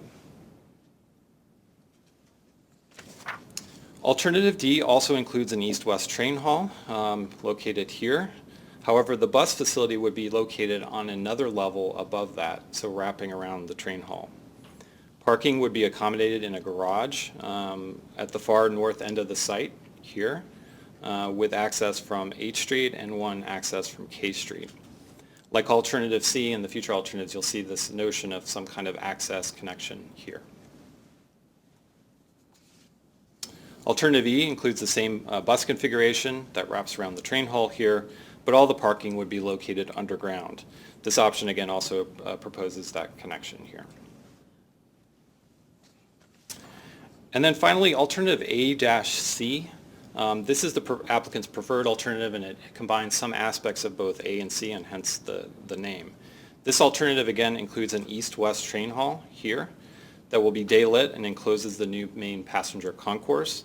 The bus facility would be located in approximately its current location here, highlighted in purple, with a new parking garage located above. An access zone is also proposed here between the bus facility and future development.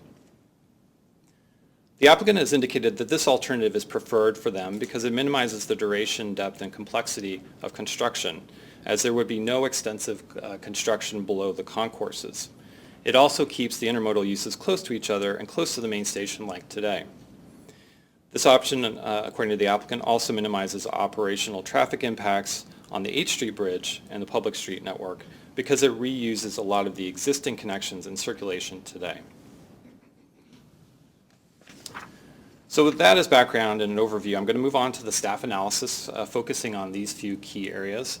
The first will be the transportation components. This includes the track platforms, the concourses, the train hall, and the bus facility.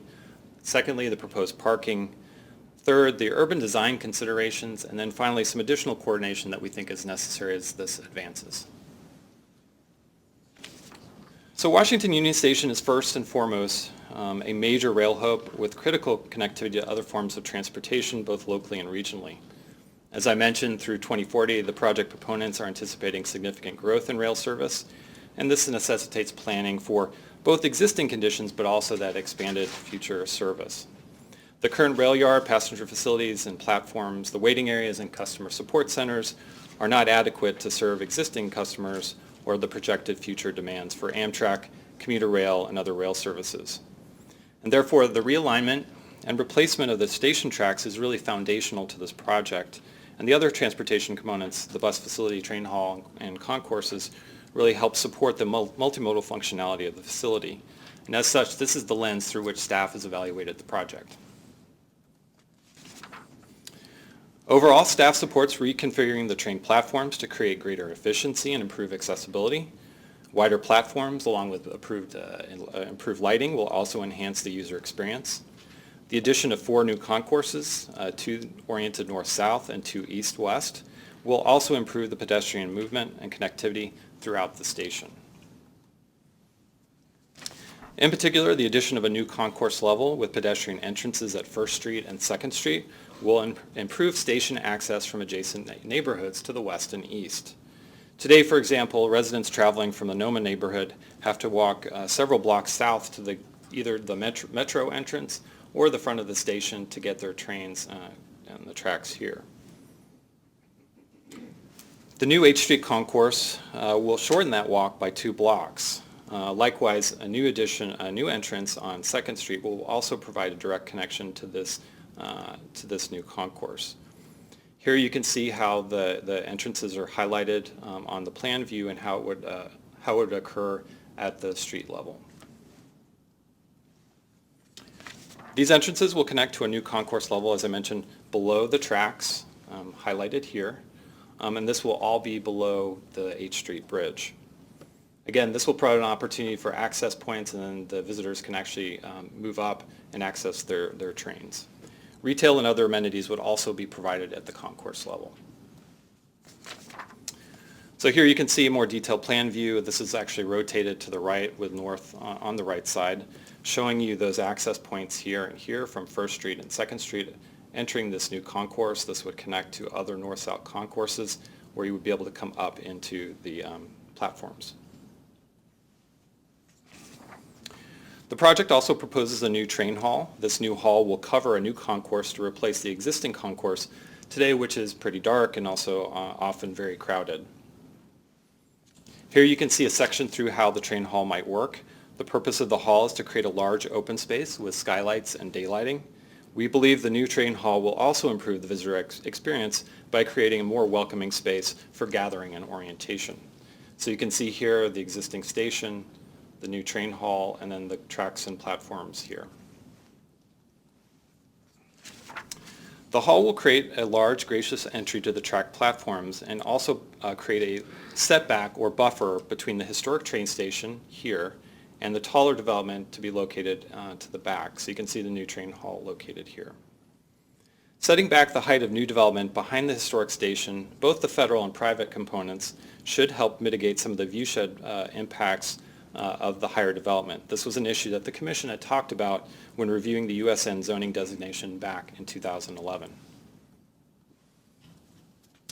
Above grade, additional access is necessary from the top of the H Street Bridge. Today, the experience of walking from H Street and the streetcar stop is not particularly enjoyable. Here you can see how people enter from the bridge through the garage, and the streetcar stop is actually to the left here, so you have to walk along here through the garage. Pedestrians must pass by the bus parking area where passengers are generally waiting, and then through a ticket stand before descending some steps into the current concourse. The path does include wayfinding, but it's not particularly intuitive, and as such, staff supports the creation of a new pedestrian entrance at the level of the H Street Bridge and the new train hall to help provide this connectivity.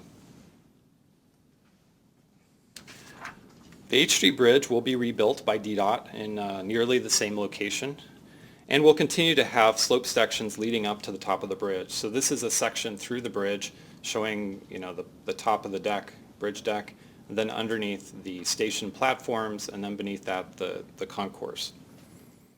As such, the flattest area of the bridge will be at the top here, where the relocated streetcar stop will actually be located.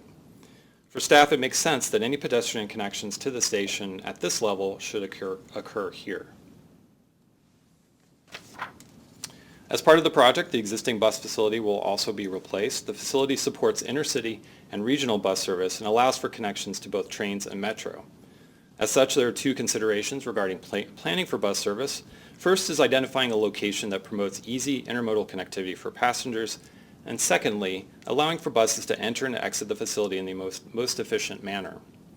Regarding passenger connectivity, staff finds that the rail station, bus facility, and metro rail station should be located in close proximity to each other to help facilitate intermodal connections for travelers.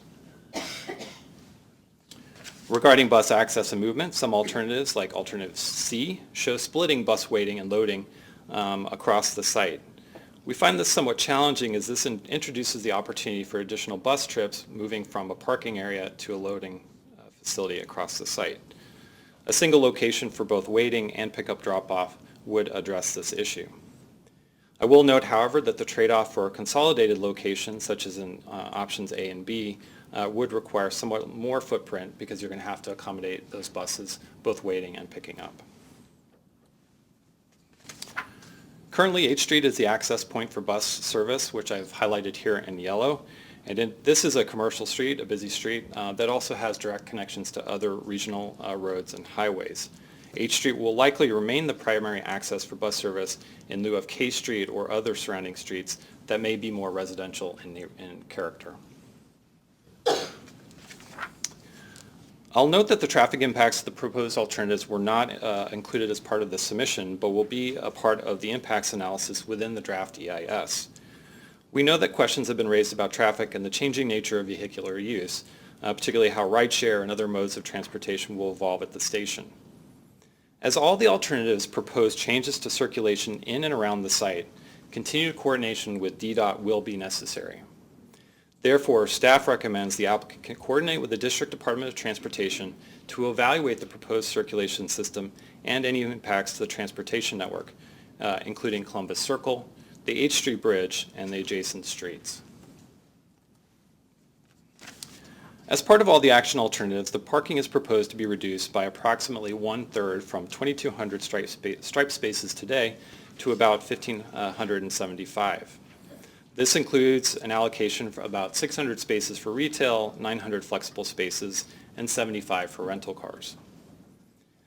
While some parking may be necessary to accommodate those travelers who drive to the station, it's unknown how much parking is exactly necessary.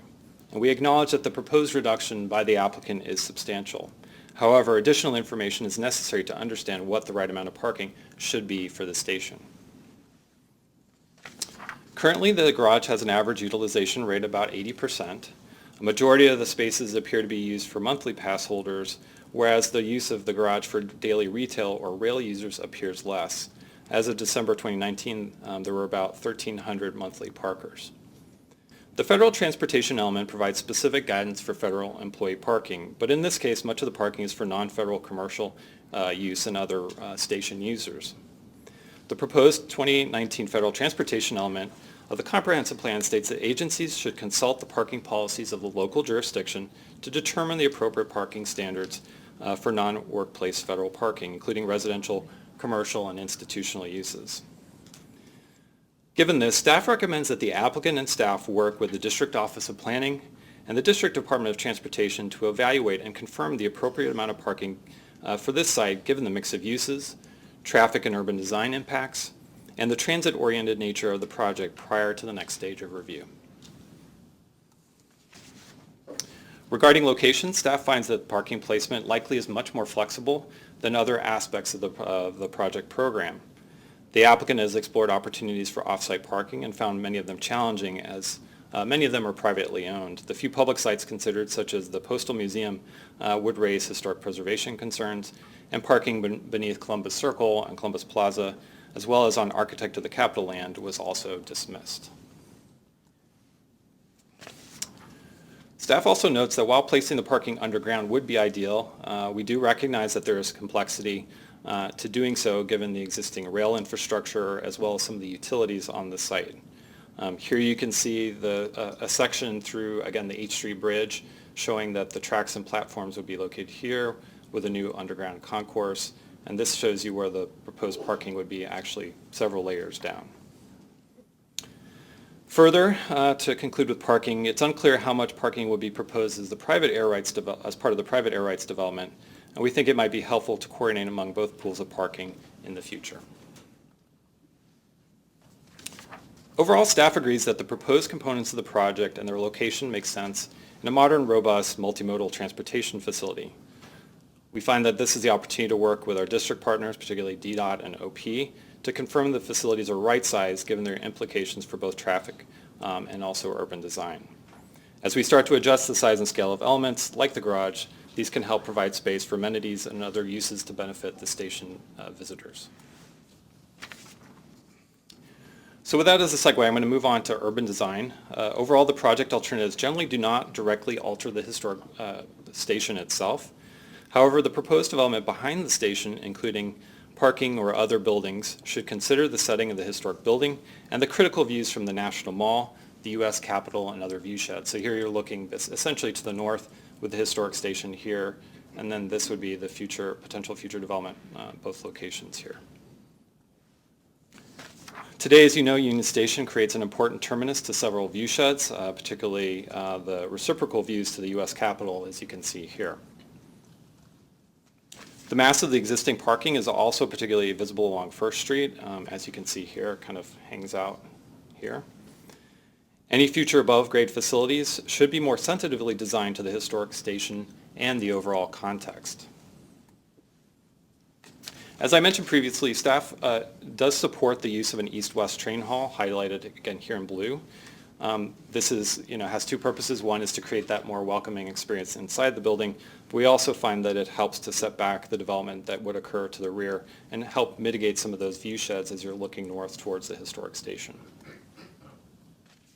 Therefore, as the project advances, we recommend the applicant prepare elevations and renderings to show how the height and mass of the alternatives will look from key view sheds, including the U.S. Capitol, the National Mall, Delaware Avenue, and First Street.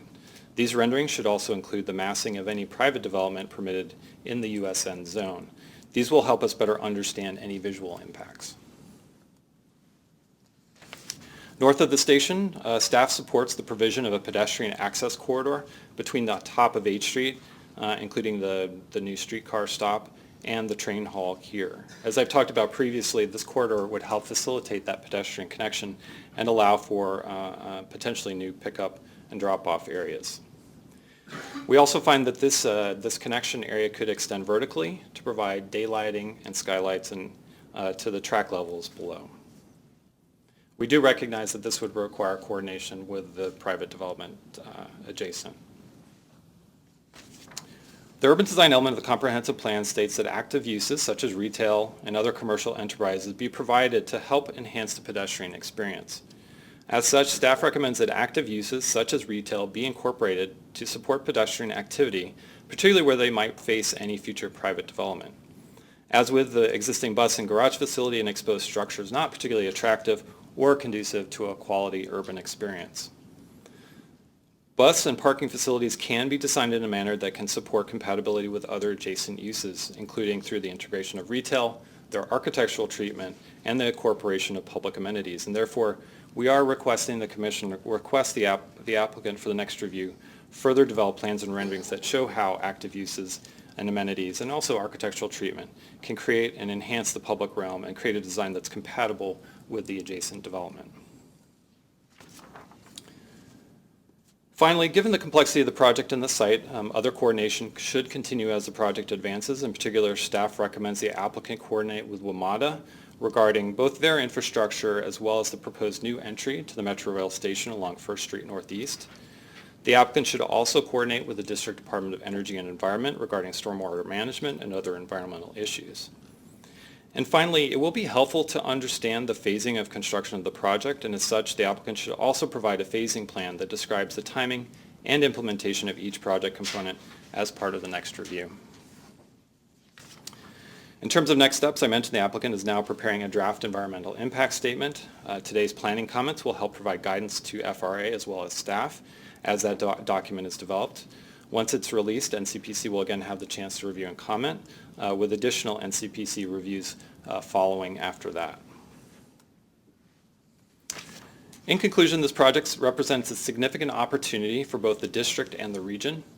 It will support future growth in rail service and multimodal connectivity well into the 21st century. As you have seen, it is also a complex project, given the infrastructure involved, the number of important stakeholders and jurisdictions, as well as the constraints of the site. In the draft EIS, when it's released, we'll discuss the complexities and impacts of the project in greater detail. So in summary, at this time, staff recommends that the Commission support the proposed location of the train hall and the bus facility to facilitate multimodal transportation center, and encourages the applicant and our district partners to work together using the information from the draft EIS as well as district standards to right-size the parking garage, address traffic impacts, and ensure the protection of historic resources.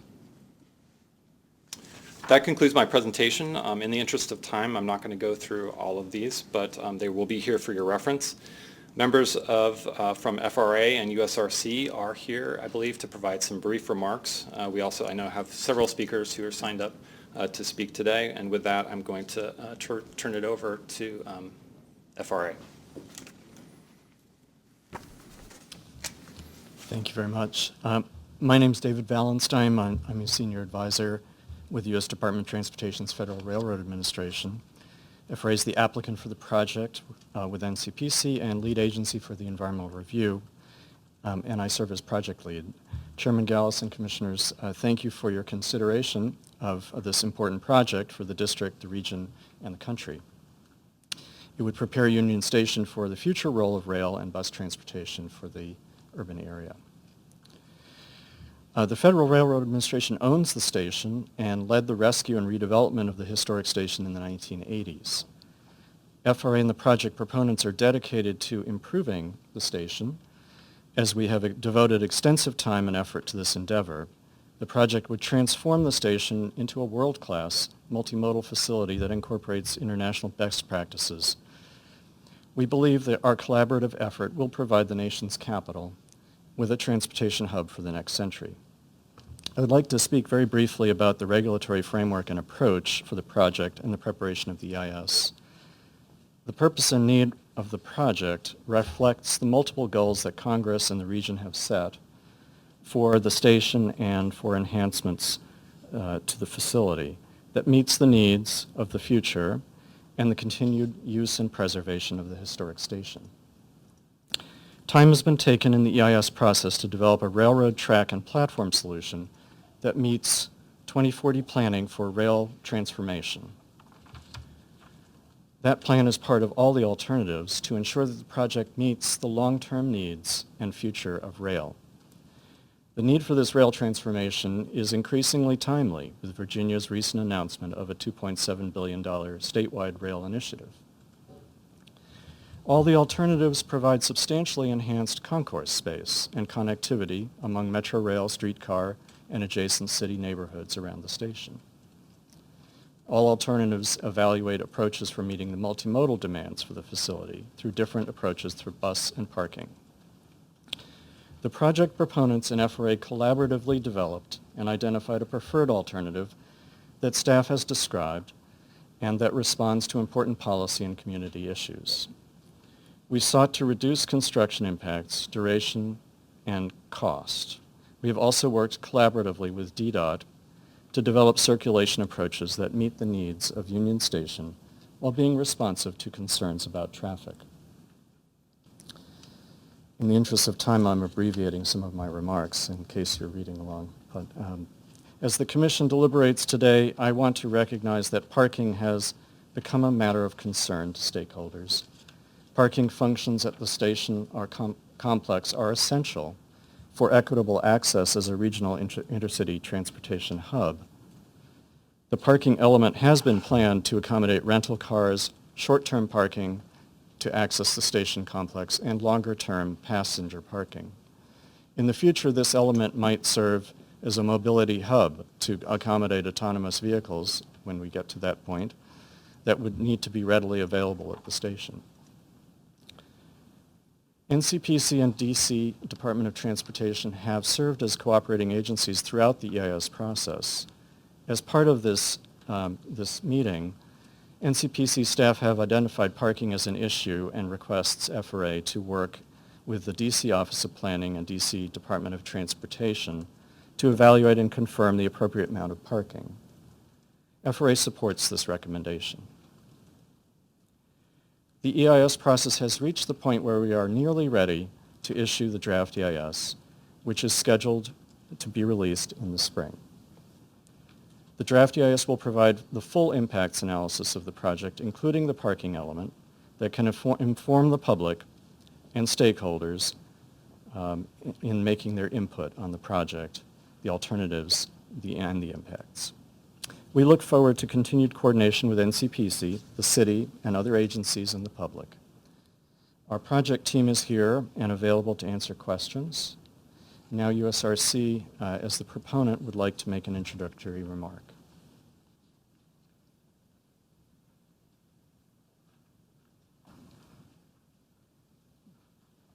Thank you very much. My name is Beverly Swaim Staley, and I'm the President and CEO of Union Station Redevelopment Corporation. And thank you, Mr. Chairman and Commissioners, for your consideration of the project and having us here today to talk about that. Union Station Redevelopment Corporation, or USRC, as it's usually referred to, is a nonprofit entity in the District of Columbia to whom Washington Union Station is leased. The station is the only federally owned station in the United States.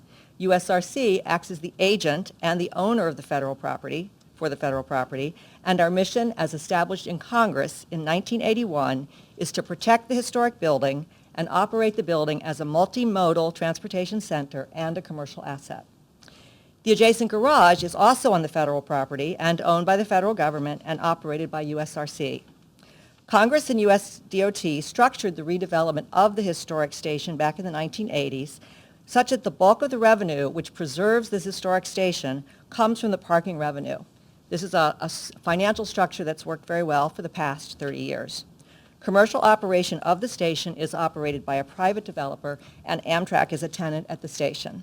The station has over 36 million visitors a year, and of course is the busiest WMATA station, the second busiest Amtrak station, and the busiest MARC station.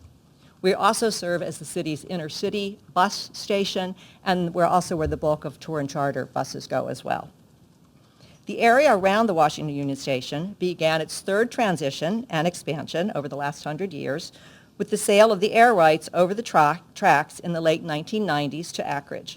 The majority of the property south of H Street is owned by the federal government, and the air rights where the existing garage stands were retained by the federal government for multimodal transportation services. They were not sold. The settlement provisions of the air rights agreements permitted new private development adjacent to the existing station and the garage. To the credit of Akridge, the air rights developer, they began immediately working with Amtrak and USRC to develop a vision plan for the area in 2012. Although not an official plan or design, this vision was inspirational and was the necessary first step towards this transformation. Union Station is the region's most significant historical and transportation landmark. As stewards of the station, we have been committed to its preservation and legacy. Significant growth is planned for all transit modes at the station in the coming decades, and FRA, USRC, Amtrak, and the city have been working together to plan for a station expansion project that will meet the growth while also preserving the historic building. As with all federal projects, planning begins with the environmental impacts work, not design. So what is before the Commission today reflects years of NEPA planning. The alternative that's being identified as the preferred reflects many of the comments that we have in fact received over the past 5 years in this process, regarding significant concerns about impacts to K Street, the need to ensure that cars, either individual taxis or shared ride, are not in the neighborhoods, parking in the neighborhoods or circulating in the neighborhoods, that buses also are not parking or impacting neighborhood streets, that we're dealing with increased congestion. We also need to reduce the cost, complexity, and the duration of construction for the new project. And of course, we continue to study all the other alternatives as well, including the no-build alternative, which of course which is aligned with the 2006 Air Rights Agreement. So we thank you all very much for the opportunity to speak on behalf of this very important project. It's a transformational, multimodal transportation project that will impact, as said, the city as well as the region. We look forward to your comments, to working with the commission, and to continuing to work with the city agencies on this project. Thank you. Well, thank you very much, Mr. Fliz, Mr. Valenstein, and Ms. Swaim-Staley. This is a very complex topic, and I think before we have any discussion, I'd like to mention that the commission received important comments from Councilmember Charles Allen, Andrew Grinberg, Austin Jones, Nicole Mogul, Rami Turahi, Dan Malouf, and Ackridge. And many of these comments are related to parking, bike and pedestrian access and safety, the horizontal terminal concourse and access to use of the Great Hall, and some clarifications of some of the parking precedents that were referenced in the commission staff report. And all of those are at your place on the dais, and hope you had a chance to read them. We have 9 people signed up to speak. Should hear from them first, and then we'll undertake discussion. And I just want to say, for those of you speaking, if you have not provided your written testimony, please be prepared to do so when you come up to the podium. First, I'd also like to recognize Councilman Mendelson, who is also a commissioner in the commission. We look forward to your comments after those. I'd like to invite, first of all, Mayor Anthony Williams, head of the Federal City Council and former mayor of Washington, D.C., and a former NCPC commissioner, to speak. Mayor Williams, you're representing a civic organization, and you have 5 minutes to speak.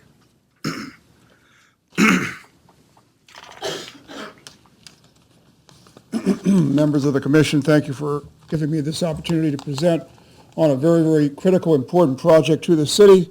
My name is Tony Williams, and I'm the CEO of the Federal City Council, which is a nonprofit civic organization that works to advance projects and policies good for the future of the District of Columbia and indeed the entire DMV region.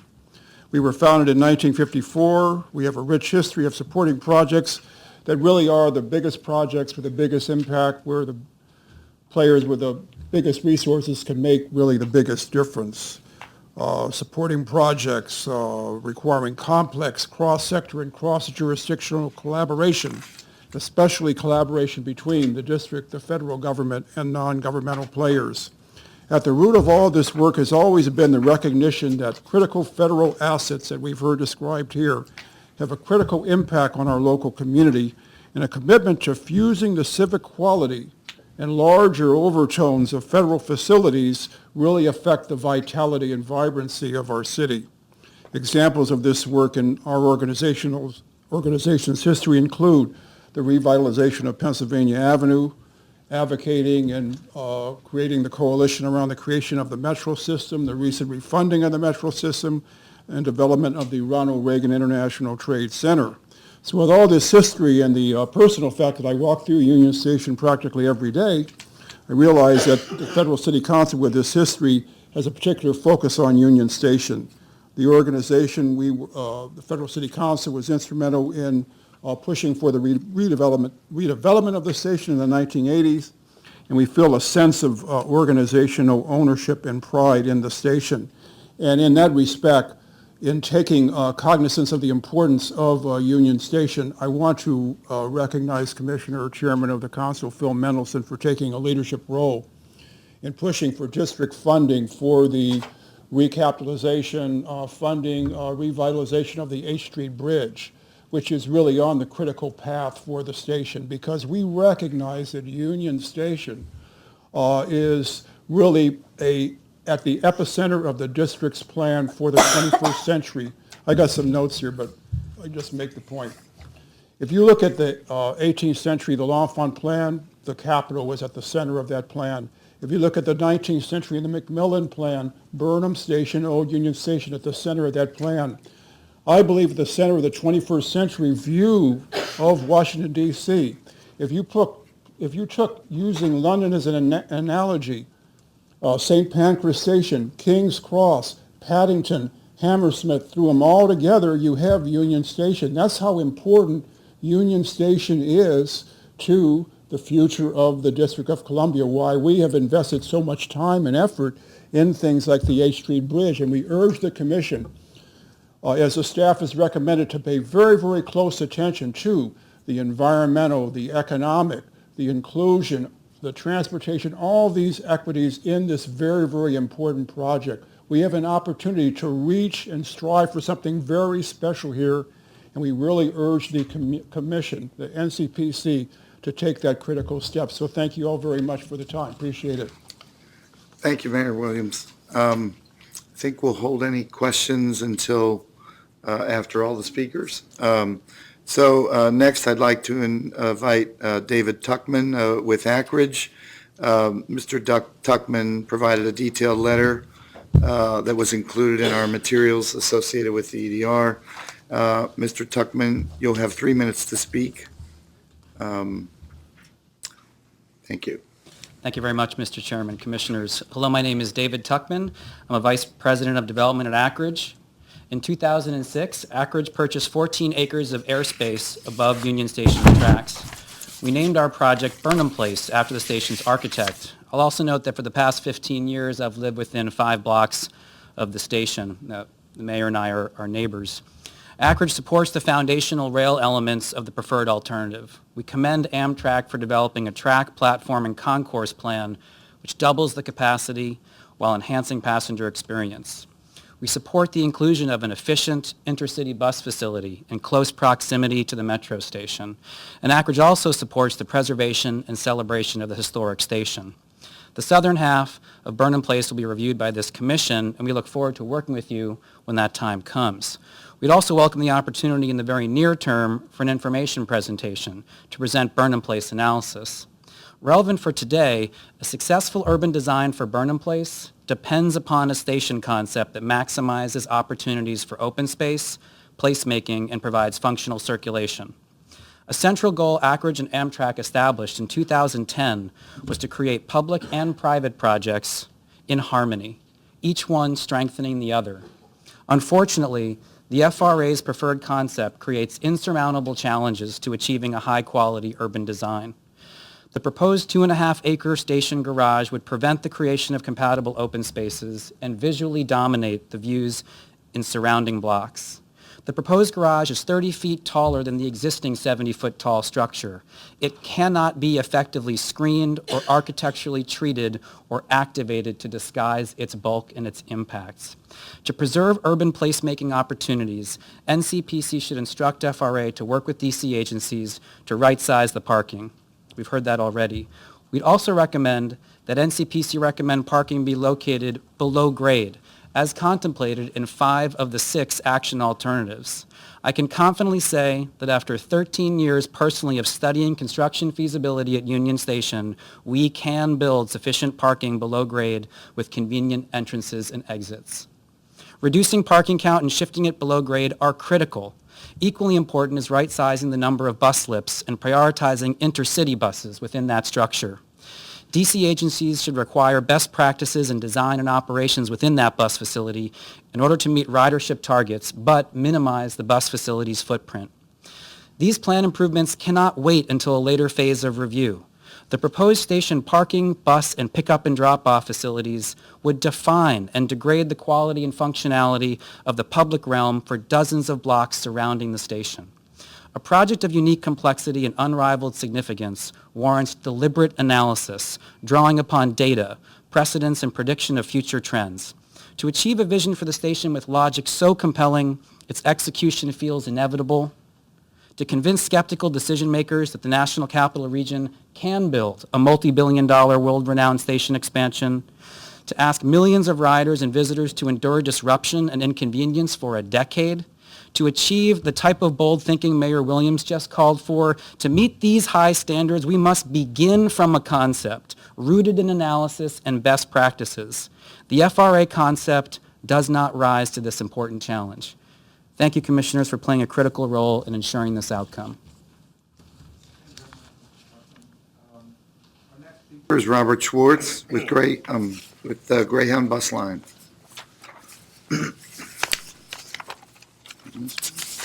I think I missed the page, but we'll go ahead.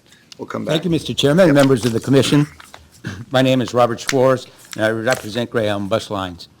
Greyhound has operated out of Washington's Union Station since the grand opening of the bus deck on September 25, 2012, leasing 11 bus slips to carry approximately 1 million passengers a year to and from this current multiple-use transportation terminal. The NCPC faces an interesting challenge when deciding the future of the Washington Union Station expansion project. On the one hand, you have approval over projects on federal land. On the other hand, your decisions are expected to be consistent with legislation passed by the United States Congress. Specifically, you will decide if the future Union Station complex is a multiple-use transportation terminal, primarily, and a commercial development secondarily, as proposed by FTA and USRC, or a new commercial development which proposes to limit or even in the past remove intermodal transportation as recommended by Acridge. I would like to share with you some legislation passed by Congress which supports the proposal offered by FRA and USRC. In the Union Station Redevelopment Act of 1981, which was passed into law by the 97th Congress on December 29, 1981, states in 40 U.S.C. 812, Section 12, the Secretary of Transportation shall provide for the rehabilitation and redevelopment of the Union Station complex primarily as a multi-use transportation terminal serving the nation's capital, and secondarily as a commercial complex in accordance with the following goals. A, preservation of the exterior facade and other historically and architecturally significant features of the Union Station building. B, restoration and operation of a portion of the historic Union Station building as a rail passenger station, together with a holding facility for charter, transit, and intercity buses in the Union Station complex.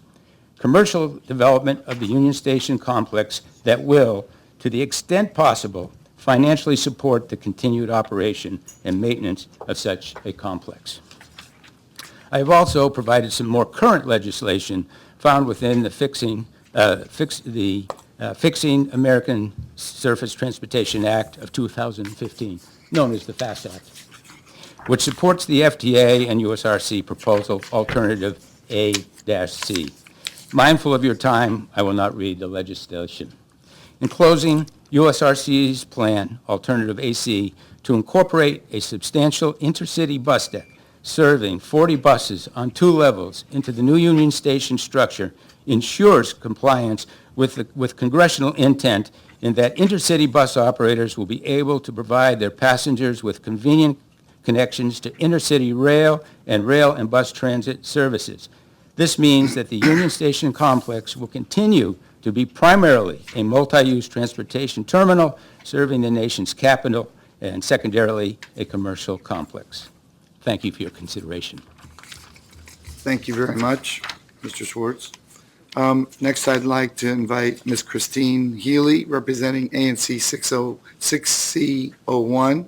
Ms. Healy, you're representing a civic organization, and you have 5 minutes to speak. Thank you. Thank you, Mr. Chairman, and thank you, Commissioners, for this opportunity to testify.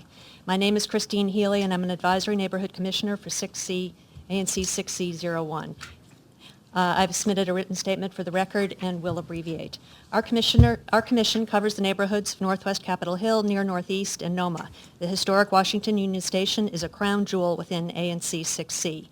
Those of us who live in ANC 6C have a daily familiarity with this landmark as we walk to the Metro Red Line, drive along Columbus Circle, bicycle on the Metropolitan Branch Trail, catch an Amtrak train to Philadelphia, Bolt bus to New York City, or a MARC train to BWI. ANC 6C is well aware that Union Station is an extremely important multimodal transportation hub and that the train passenger experience now is less than ideal.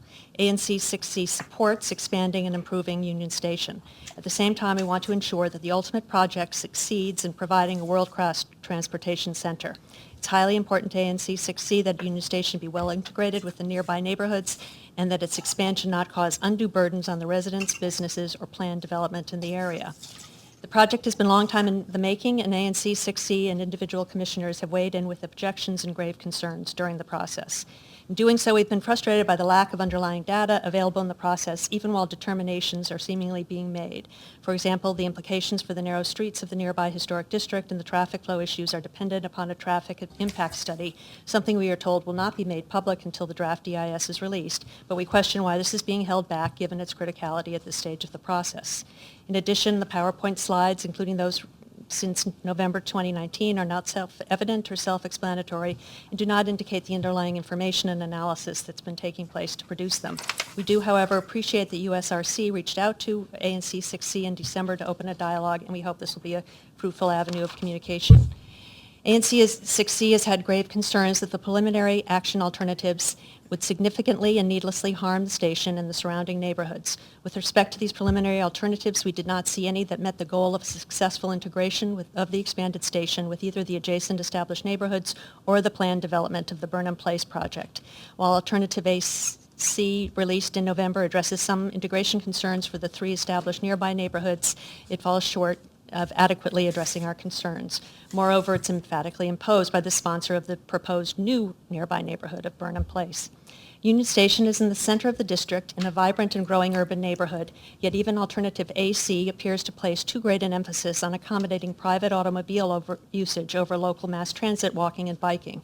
It also significantly overbuilds dedicated parking for intercity and charter buses during periods when they could be best stored or located elsewhere. This is most obvious in the planned parking garage and bus facility.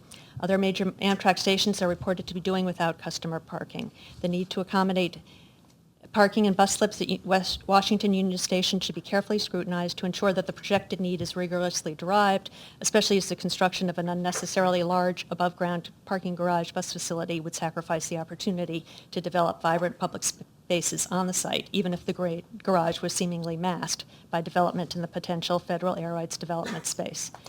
Furthermore, we have been and are very concerned about the issues of station access and circulation for private cars, for-hire vehicles, and local charter and intercity buses at the expanded station.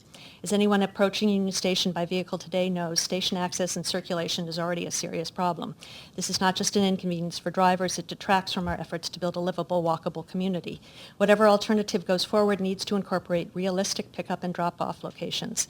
Our concern has been that the expanded Union Station would be surrounded by a snarl of cars and buses, creating a barrier to access for the residents of the surrounding neighborhoods and leading to an increase in traffic on the narrow streets of Capitol Hill Historic District. Again, the ANC's concerns are not adequately addressed by preferred alternative AC. At this inflection point for this critically important project, we urge the Commission in your review to emphasize the priorities of enhancing a historic landmark, creating active and well-designed public spaces, and reducing dependencies on private vehicles. Union Station is and should be a national gateway to Washington, D.C. This is not just an investment in infrastructure, but an opportunity to create both a great public space that people will want to visit, as well as a world-class transportation center that can be a model for the country and the world. We urge you to recognize the potential for this project and to guide its development at this critical time. Thank you very much. Thank you very much, Ms. Healy. And now I'd like to invite Mr. Drew Courtney. Mr. Courtney, although you're a ANC 6C Commissioner as well. You're speaking as an individual, I understand. You have 3 minutes. That's Thank correct. Thank you very much and good afternoon. My name is Drew Courtney, and I'm the Advisory Neighborhood Commissioner representing 6C06, which covers the area immediately north of Union Station starting at the H Street Bridge. As mentioned, I'm testifying today in my capacity as an individual commissioner of an affected area, but I want to align myself with the testimony presented by my colleague, Commissioner Healy, and I hope that the presence of two commissioners underscores the seriousness of our concerns. I should start by saying how excited our neighbors are about the possibilities this project represents. It's a truly unique opportunity for our city to create a world-class transit hub for the 21st century and to transform a barrier that divides our neighborhood into an asset that connects and strengthens it. Unfortunately, that's not what the proposed alternatives would do. Instead, they would harm the urban setting and exacerbate traffic problems in our neighborhood. The size of the parking structure envisioned in the alternatives presented would do real harm to the fabric of our community. Space is precious, and devoting such an enormous amount of it to overbuilding parking for cars and buses precludes the development of public spaces or buildings that would both enliven our street life and bring meaningful benefits to our neighborhood. Perhaps even more importantly, the amount of parking proposed runs directly counter to our ongoing efforts to reduce automobile travel and to encourage the use of other modes of transportation. It would send an unambiguous message that Union Station, like the suburban shopping malls of my youth, is a destination designed not to fit within a rich urban landscape, but to be driven to and from by private vehicle. I have no doubt that in that case, drivers will respond. More cars, more traffic, more congestion, more pollution, more collision. And all of that baked in for the next 100 years. I'm concerned about these features of the proposed alternatives, but in a deeper sense, I'm concerned with the attitude that they represent. This body should refuse to accept the premise that we are captive to the transportation habits of the last century. It's fallacy to assume that a project of this magnitude and symbolic importance can only respond to today's demands or to project our past behaviors and practices into the future. Rather, the expansion of Union Station can and will shape our transit system, our neighborhood, and the capital region for the next century. The billions of dollars that will be spent on transforming Union Station will either contribute to or help solve some of the most pressing challenges we face. In either case, the effects will last a lifetime. Whether we move forward in a way that's smart, forward-looking, and sustainable depends on the decisions that we make today. Thank you very much. Thank you very much. Our next speaker is Mr. Noah Gillespie. Mr. Gillespie, welcome. You have 3 minutes to provide your testimony. Hi, neighbors. I say that with great respect because I see all of you as partners in the community that we're building together. My name is Noah Gillespie, and I am here in my own capacity. I'm a homeowner in near Northeast and a frequent Amtrak rider. I came here today because I support the primary goal of this project, which is to grow efficient, reliable, even elegant, high-speed, high-capacity rail transportation here and to the surrounding cities. Union Station was last renovated when I was born. The proposed alternatives in front of you all today could have been built then. Thankfully, they were not. It is time to stop building for cars. We must build for community. Multimodal transit does this. It is bizarre to me that the Federal Railroad Administration seems to be inviting only people who can drive themselves to the Union Station that they would like us to build. The station will prosper best when people can easily get there in any number of ways, by bus, by scooter, by bike, by walking from the National Mall or the surrounding communities, by taking the train in, even from other cities. We have to integrate Union Station into the surrounding neighborhoods and make it a destination unto itself. The plan needs to include pedestrian and biking thoroughfares that are going to draw people through and make them want to stop by Union Station. The walkability scores in the neighborhoods surrounding this area boast 95. NOMA is the success it is today because it made a hard choice to reduce parking. And I'm afraid we don't need viewshed renderings to confirm for us that the planned parking structure will be the tallest thing around.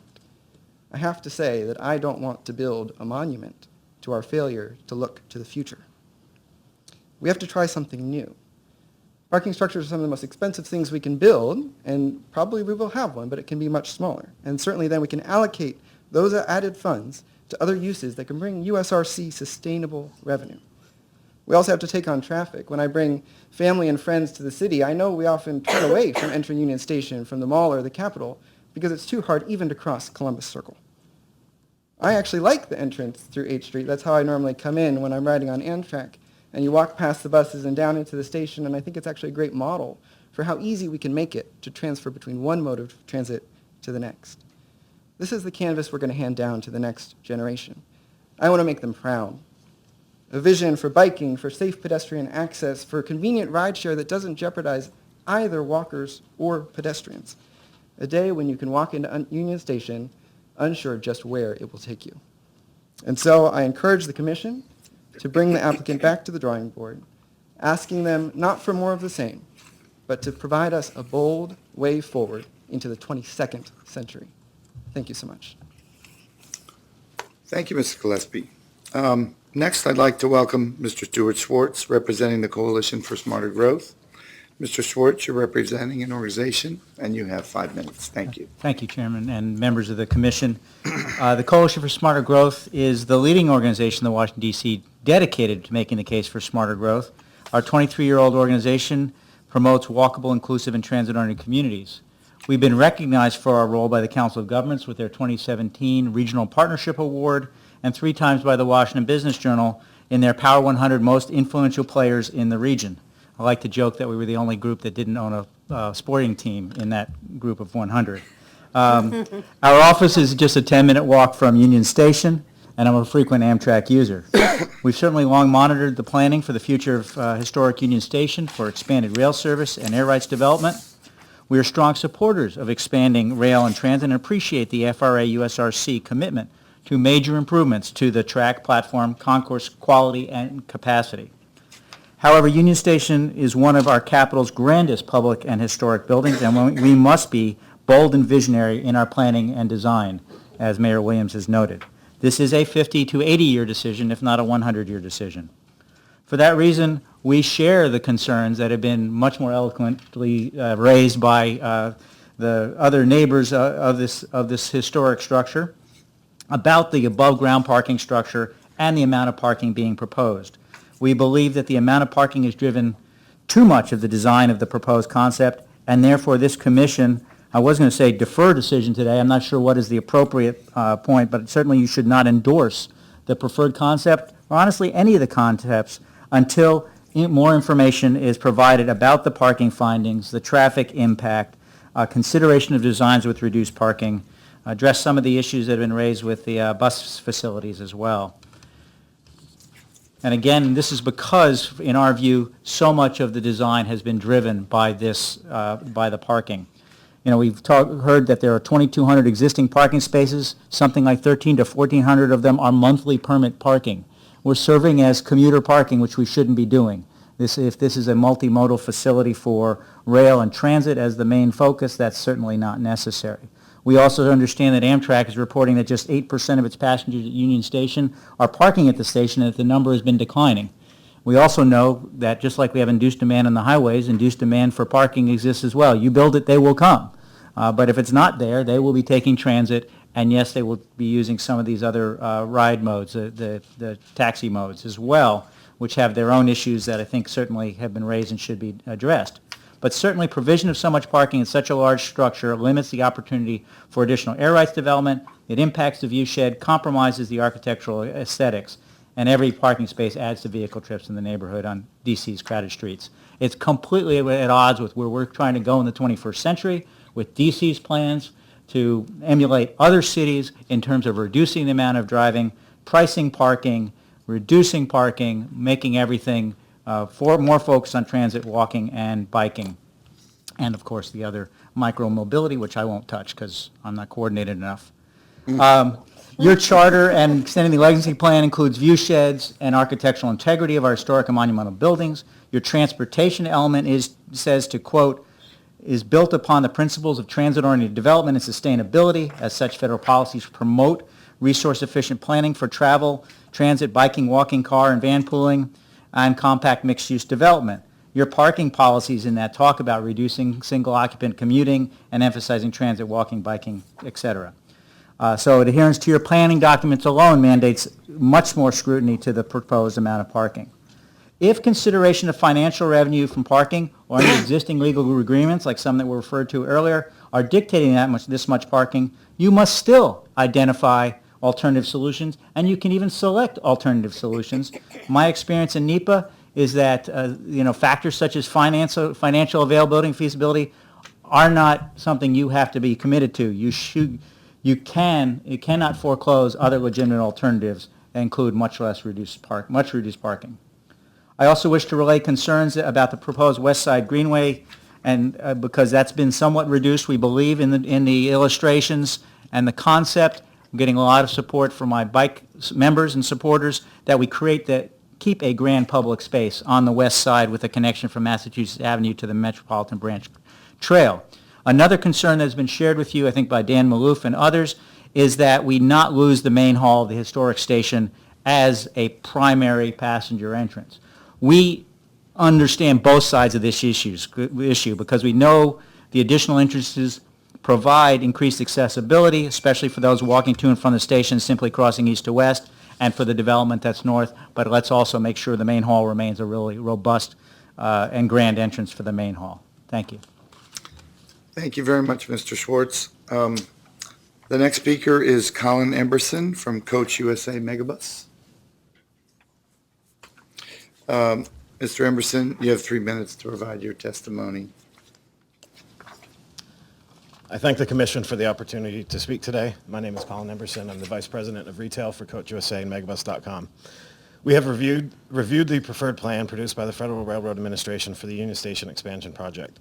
The plan states the goals of the expansion project are to improve intermodal travel, customer experience, and the station's economic viability while maintaining the historic value of the station and considering how it integrates with the local neighborhood. As an intercity bus carrier, we fully support these goals. The bus terminal at Union Station has averaged approximately 2.5 million annual intercity passengers over the last 6 years. This figure does not include passengers brought in by charter companies using the station. The preferred plan calls for 40 gates, which would be a 40% reduction from the 67 gates in the terminal today. Other parties have stated that these 40 gates are double or triple the amount that a Pier station would require. The passenger volumes previously mentioned would seem to contradict that. There are undoubtedly some efficiencies like sawtooth gates and other technology and potentially moving charter bus operations elsewhere that would allow us to get close to the 40 gates called for in the preferred plan. Any reduction beyond that would undoubtedly limit the number of passengers bus carriers could bring into the station. The reduction of the number of gates would also force a number of carriers out of Union Station and back to the outdoor curbside pickup locations that we used 10 years ago. We completely believe that did not lead to a favorable customer experience or a good integration with the neighborhoods in which we were operating. The Union Station Redevelopment Act of 1981 calls for the Union Station to be used primarily as a multiple-use transportation terminal. We are simply asking that intercity bus travel is maintained as one of those uses. I thank you for your time. Sorry. And also, do we have Mr. Derek Kazimirski from Coach USA? Mr. Chairman, Colin covered pretty much everything I had to say. So. Thank you very much. And I think then our last speaker is Miss Monica Edwards. Mr. Edwards. Thank you, and thank you for accommodating my late request to speak today. We've heard 6 alternatives about where to put a parking garage, where to put a bus terminal, how to conform, how to arrange the pedestrian walkways and concourses. We've not seen a single alternative of rail operations. This is a rail station. The Committee of 100 2 years ago asked for a design of the trackage and how it would accommodate the proposed expansion plans of MARC, VRE, and Amtrak. It has not yet been provided. We do know that approximately Amtrak will increase by almost 100%. We know that VRE will increase by 250%. We know that MARC projects it will increase by 150%. These are substantial increases in terms of attractive alternatives to automobile commuting and have real benefits to Washington in terms of reducing the congestion on our streets and on the highways entering our city. Just last month, we heard from VRE that they have acquired over 100 miles of track from CSX in Virginia so they can dedicate those tracks only to pedestrian and commuter rail. Also, VRE announced that the new rail crossing bridge that's the subject of the Long Bridge EIS will be paid for by VRE and controlled as a passenger and commuter rail bridge. Right now, the Richmond to DC high-speed rail plan ends on the Virginia side of the Long Bridge. This will allow that high-speed rail to enter DC. How will that high-speed rail be accommodated at the expanded Union Station? How will the high-speed rail south of Union Station be integrated with high-speed rail north of Union Station? VRE has also announced that they will run through Union Station to Maryland. And MARC has announced that it will also run its trains through Union Station to Virginia. We'll have a truly integrated commuter rail system, but how will those operate in and through Union Station? The rail plan needs to be a part of what is made public, of what this commission considers in its deliberations, and that has not yet been made available despite requests going back more than 2 years. Thank you. Thank you very much, Mr. Edwards. At this point, I'd just like to thank all of the speakers for their input, and now I'd like to open this up for discussion, and I think Commissioner Mendelson may have something to say. I'm not here that often, so I'm not sure what the process is. I have some questions of a witness as well as of Mr. Fliss. Can we begin with that? Please go right ahead. If I could ask several questions of the staff. The first is I want to better understand what the process is that is before us, and I don't mean just in today. There's been some comments about the lack of data. In fact, I think that's even mentioned in the draft EDR. That we are voting on an EDR on I guess a concept, which will then be the next step for the draft EIS. But I think I heard testimony that by the time we get to the draft EIS, we could be locked in place. And yet we're taking this step today without more data, like traffic data. So the commission today is considering comments on the concept plans. The commission is not adopting or approving any alternative or particular design. The intention of today's discussion is there are big moves being contemplated as part of this project. The intention is to get the commission's planning comments on those big moves that will help inform FRA as well as help provide direction to staff as they prepare that draft EIS. So the discussion today and the feedback that you get today will help guide us staff and then working with FRA to prepare the EIS. And that may result in changes. Well, I'm thinking of the parking garage. The comment, I think, has been that the garage is such that it will force other planning decisions. I want to say it's like the big elephant in the room. Maybe that's not the correct metaphor. And so do we disapprove it today? I don't know if we don't. How do we ensure that we're giving the right guidance so that when the draft EIS comes, sure, we're not stuck with something that it's really hard for us to say no? Sure. You are, in staff's recommendation to the commission now, we are not recommending approval of the parking garage or the parking number. In fact, the recommendation is that more work needs to be done to right-size that garage. So that means working with the Office of Planning and the District Department of Transportation. I mean, our analysis, we looked at comparable situations, we looked at the federal comprehensive plan. We don't have the tools in our wheelhouse to do that alone, and so the recommendation is that more work needs to be done, and the commission's direction is for staff and FRA to work with the district agencies to help make sure we have that number right. I actually think that the recommendations in the EDR should be a little stronger on that, but I'll come back to that in a moment. Let me ask you about the parking. So when I looked at the draft EDR, pages 11, 12, this was my calculation, that there are 2,220 spaces. 80% utilization means that 1,776 are being used.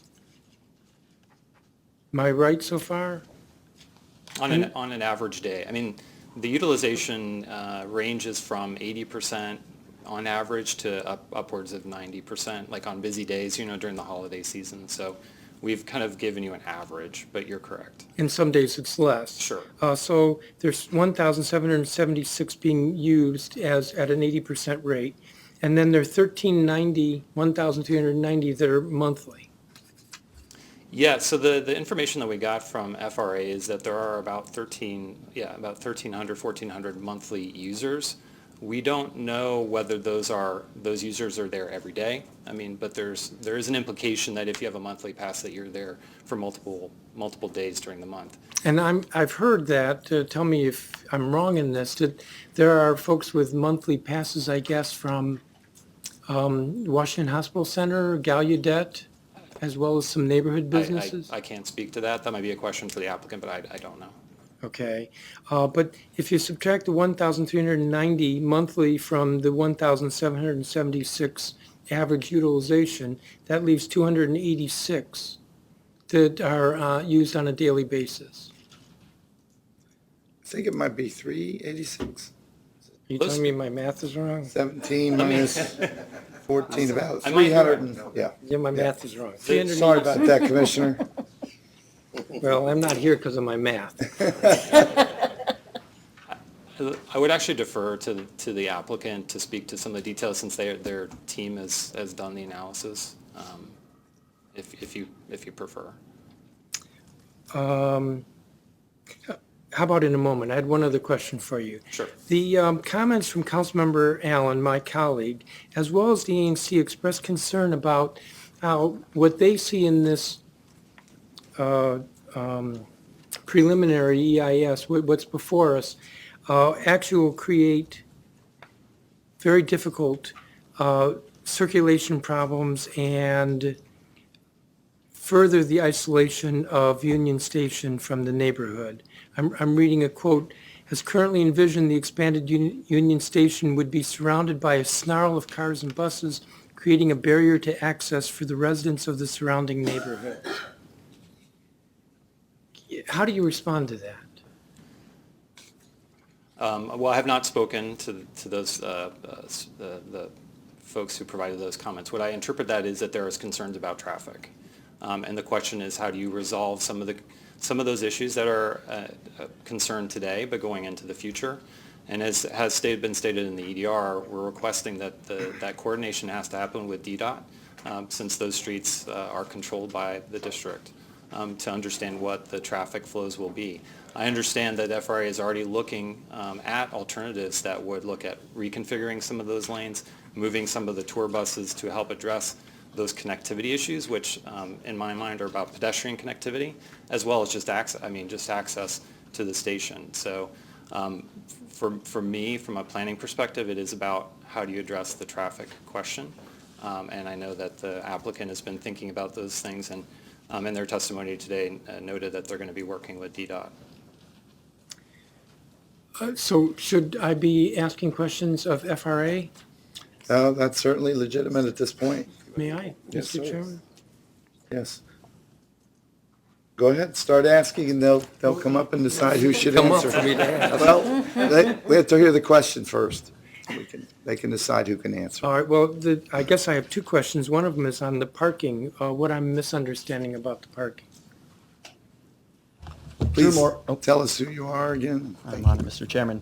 Drew Morrison, I'm with VHB. We support FRA both on the NEPA process as well as the transportation planning associated with the station, so I'm happy to talk to the transportation planning work that went into the alternatives that we see today. Well, my question is more about my calculations, which were mathematically incorrect, but still somewhat close. 2,220 spaces, 80% utilization, 1,390 monthly leaves 386 for daily use. Sure. So speaking with USRC that manages the parking garage today, they see the facility as full at this juncture on a daily basis today. What we have done through the EIS process in order to estimate the future demand of the parking facility is try to understand how growth in the program at the facility is going to drive future demand. The 2012 vision plan developed by Amtrak and Akridge identified 5,000 parking spaces between the public and the private programs. When we started the planning process, we looked at that number and wanted to really drive down the parking program to be responsive to what we saw as a progressive approach to change in behavior while meeting what we see in terms of parking need associated, if we look to the Union Station Redevelopment Act, of rail use, station retail use, and area use. And so we initially projected a number retaining relatively similar conditions, closer to 2,700 spaces. We identified based on feedback, based on our own analysis, that we wanted to drive down that number, which is how we move towards the 1575 programming goal that's common to the alternatives. And I'll note that what we base that analysis on is the consumer survey from Amtrak that finds that about 8% of Amtrak passengers, and there's about 16,000 daily passengers, are making use of the parking facility in order to access their train. What we found in looking at the parking program is that the long-term users, who we believe to be the Amtrak users, were spending on average 2 days. So even though it was 8% of the program, you had that overlap of the daily demand, which helps to drive the parking program that's envisioned in the alternatives. Okay. I mean, what's sticking in my mind is that there are this large number of monthly users, which has nothing to do with the station. Can I ask some questions of Akridge? Certainly. Chairman? Yes. Thank you.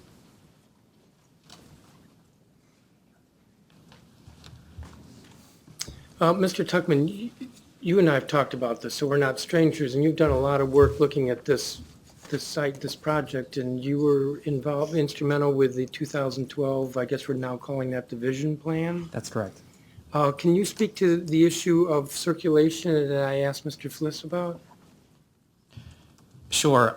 I think circulation at a train station like this, from what we've studied, is extraordinarily complicated. And what we've studied around other rail stations as we try and plan our development is how can we handle private pickup and drop-off, private parking, as well as station pickup and drop-off, station parking, and other modes without overwhelming the public realm. Because really, you would normally see a facility like this in most cities at the equivalent of Connecticut and K. We're unusual where Union Station's been placed and that it's right next to, nestled into Capitol Hill with 2-lane roads on each side. That's an even greater challenge than most stations have. What we've learned in looking at these other stations is that preserving the space that's directly adjacent to the station frontages as much as possible for pedestrian activity, and then having people walk, let's say it's a half block or a block, or come from below ground for some of those vehicle pickup and drop-offs, free up a lot of the space for pedestrian movement. The longest movement that we've seen is pickup. This is when you want to go pick up your friend or your spouse at the station. The train is slightly late. Now you find yourself, I have an unknown amount of time. Where am I going to put my car? That's also where a neighborhood concern begins. Are they going to try and hang out somewhere, double parked, and then when their friend calls them, then they're going to pull in? The cell phone waiting lot at airports is analogous to this. What we've seen is that having convenient, proximate, short-term parking for that purpose is the critical way to free up space around the adjacency. So that's why we talked in our testimony about below grade. We see below grade as the way to encourage vehicles in, get them off the streets, and then have a waiting, whether that could be 100 or 200 spaces for that important use. You could have 30 minutes of free parking, for example, and go up and meet your passenger. So for us, circulation is really about pickup and drop-off. If we can handle that function, that's what we see as the biggest crush. And the below grade, you said, is economically feasible. We think it's, well, economics is interesting because one can not call a dollar equal to a different dollar. There's different costs in a project, and right now there's a $7 or $8 billion price tag. So in our opinion, one can't say it's convenient at one time to say something's too expensive and another time that it's not. It all has value statements and judgments. Mostly in this city, we've judged that below-grade parking across nearly all of our uses is a required expense in order to not hurt urban design and because we have a low-scale city. We don't think this project is any different. The Station Place garage, where the SEC is located, has a 3-level garage, and that starts from the elevation of F Street. That garage is lower than the type of below-grade parking that we're proposing here that was in the 5 other alternatives. In addition to that, we're already going to be excavating in this project 30 to 40 feet of dirt across 20 acres. That's to remove the fill that was put in place when the rail yard was put in, and then also create these concourses that Mr.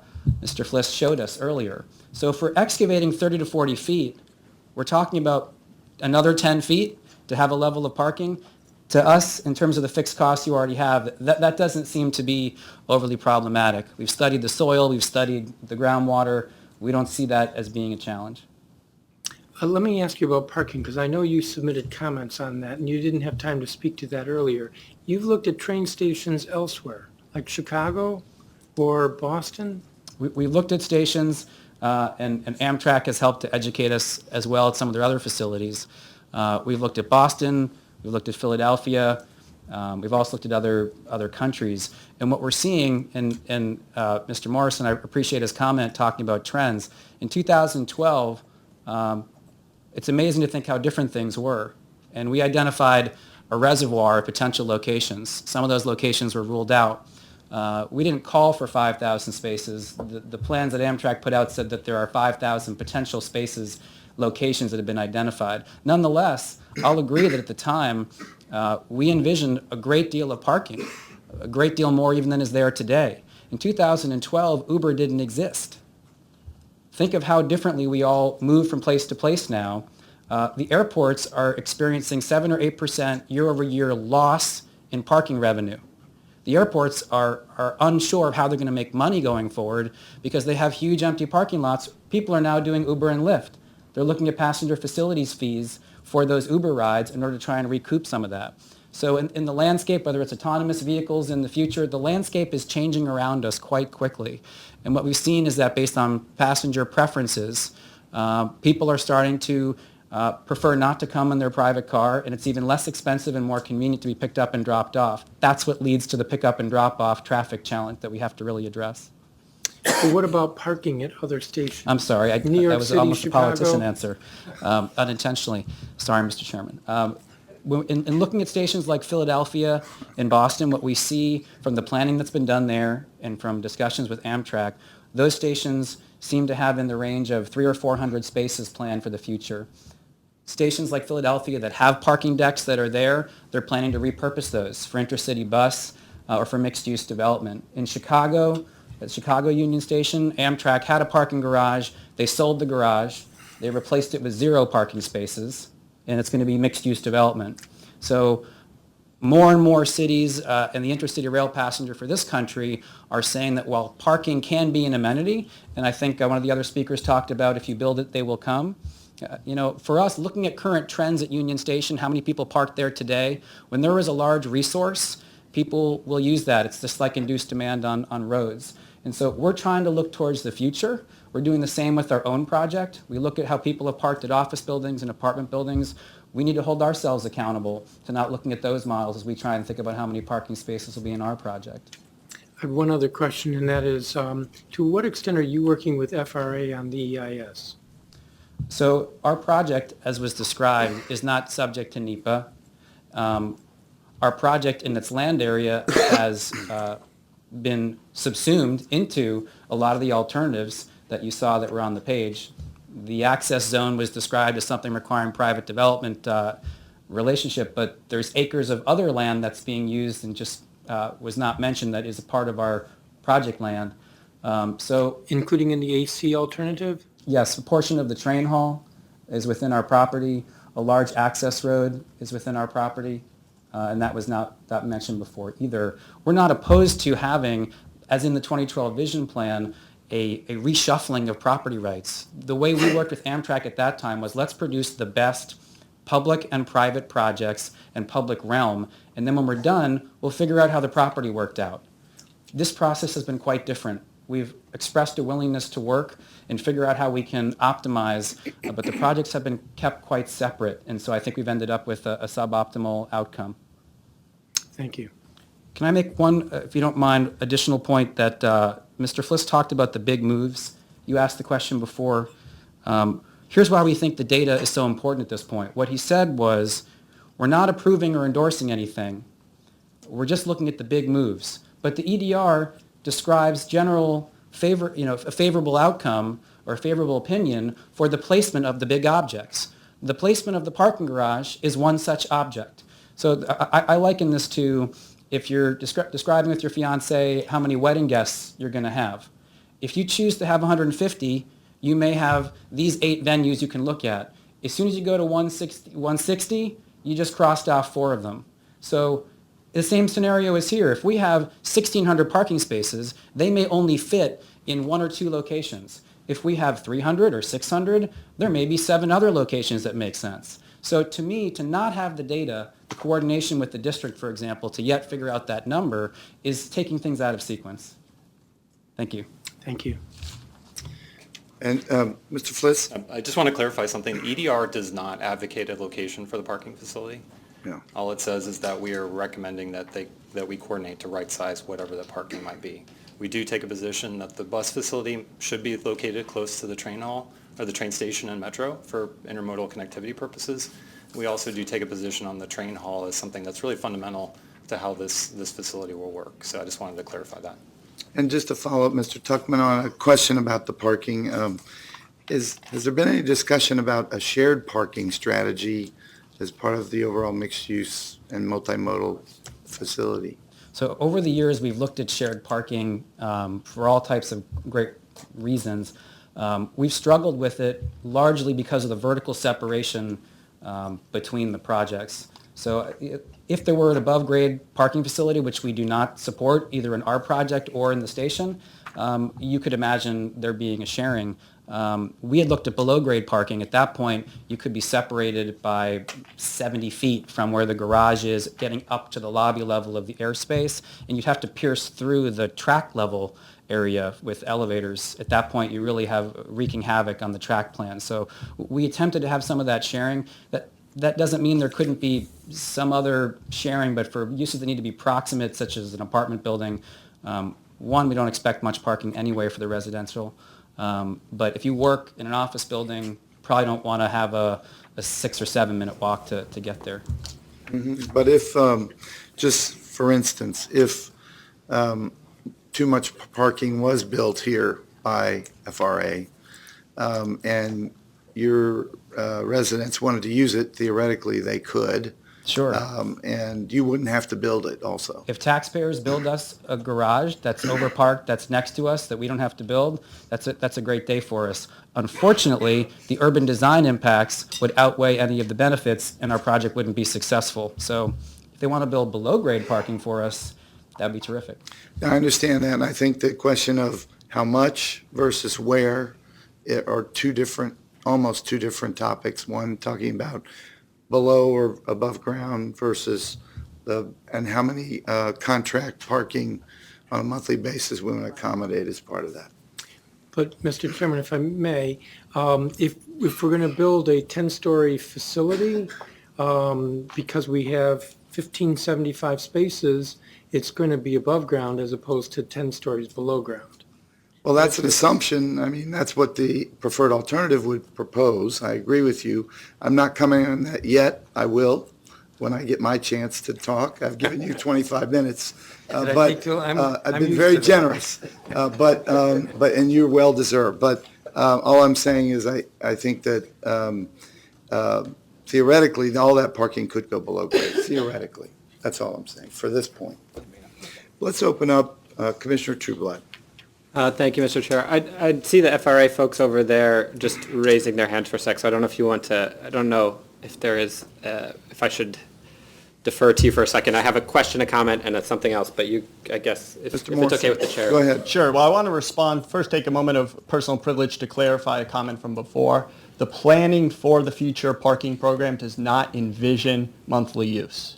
So I want to be clear that part of the reason I think we were dealing with the math and maybe not lining up is that parking program as a monthly use for local office needs is not what we're planning for into the future. We're seeking to serve the needs at the station complex. Great. So that's number one. Number two, I want to talk about below ground parking just very quickly, because I think there's a tension in the argument that we should deprioritize parking, but if we build parking, we should choose the more expensive, less flexible option. It is true that there's below ground construction and below ground parking throughout the city, but let's talk about the nature of construction at this location. As we build this project, it will be with active track, where we'll be moving in phases to preserve the operations of the facility. So that means that construction process, the longer it goes on, the more disruption it is, both to the operations of the facility and to the local neighborhood. The ability for above-ground parking allows for more flexibility of use. As Mr. Tuckman mentioned, possibilities for integration and shared use of facility. So those opportunities for flexibility, to your point, Mr. Chairman, about the question of location and number, the choice of flexibility and relative ease of construction are what help to inform FRA and the proponents in looking at an alternative that retained above-ground parking versus more costly below-ground construction. Right, and I think, while that's, I think, obvious, I think without the data, I think you shocked all of us when you said it doesn't include the monthly contract parking, because now it asks us to even more yearn for information about what it does include. And I don't know if you're prepared to talk about that at this point, but it certainly would help enlighten us on some of your expectations for, I think, what was it, 2,700 cars or something? Sure. So I think twofold. One, our interest is in moving forward to release a DEIS that allows the public to understand the comprehensive range of impacts, the nature of these alternatives, so we can continue to have those conversations comprehensively. In terms of the analysis that was done, what that 2,700 number was an initial look. If we retained that 8% Amtrak use, drove it down a little bit based on changing trends, and then projected that doubling of Amtrak service. And the conclusion was that was too much parking given the context of the project. And so that is how we then look to reduce to that 1575 program as a more moderate approach to take while retaining a sufficiently sized parking facility to be useful for the demands at the station. Mm-hmm.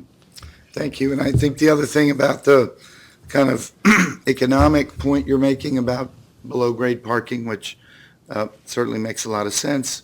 Again, without that information, it's very difficult for us to comment on a multi-story above-grade parking garage and speak with any kind of ability to speak favorably or unfavorably about it, unfortunately. So we are a planning commission.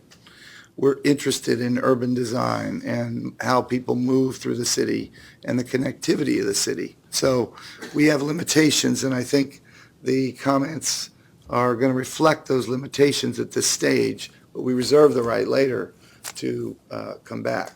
We certainly understand that. Yeah. So while he's up, I actually have a couple of questions before my comments. So just a couple of commenters mentioned the Greenway, and it's not clear to me, is that the access zone? Is there a Greenway? Did we give up on the Greenway? Is that still an option? Is that not an option? Sure. So the Greenway was an element of the 2012 vision plan. What this project allows in terms of pedestrian bike space on the west side, which is where the Greenway was proposed, there is space with both an access road as well as pedestrian and bicycle facilities on that west side to get us to the deck level, and that's where our planning for those facilities are. So it would terminate at Union Station. It would not be connected. It wouldn't connect to the Metropolitan Branch Trail and then connect north or connect south. Under this project, that's correct. The continuation of the Greenway would be extending over the WMATA right-of-way beyond 8th Street all the way to the Metropolitan Branch Trail that would not be incorporated in this project. Which I think is, just to be clear, is a missed opportunity when we think about. Maybe I'll start with my view that I think we've all appreciated that Union Station is not only a gem, but a really critical regional transit hub, multimodal. Cycling is is a mode, and so as we spend all this time talking about parking, thinking about other ways of people getting to and from the facility, I think is going to be critical. So can you go, Mr. Fliss, to the section with the section of the building that shows the parking underneath? The question I have with that is it showed I think it was an access tunnel or a service tunnel.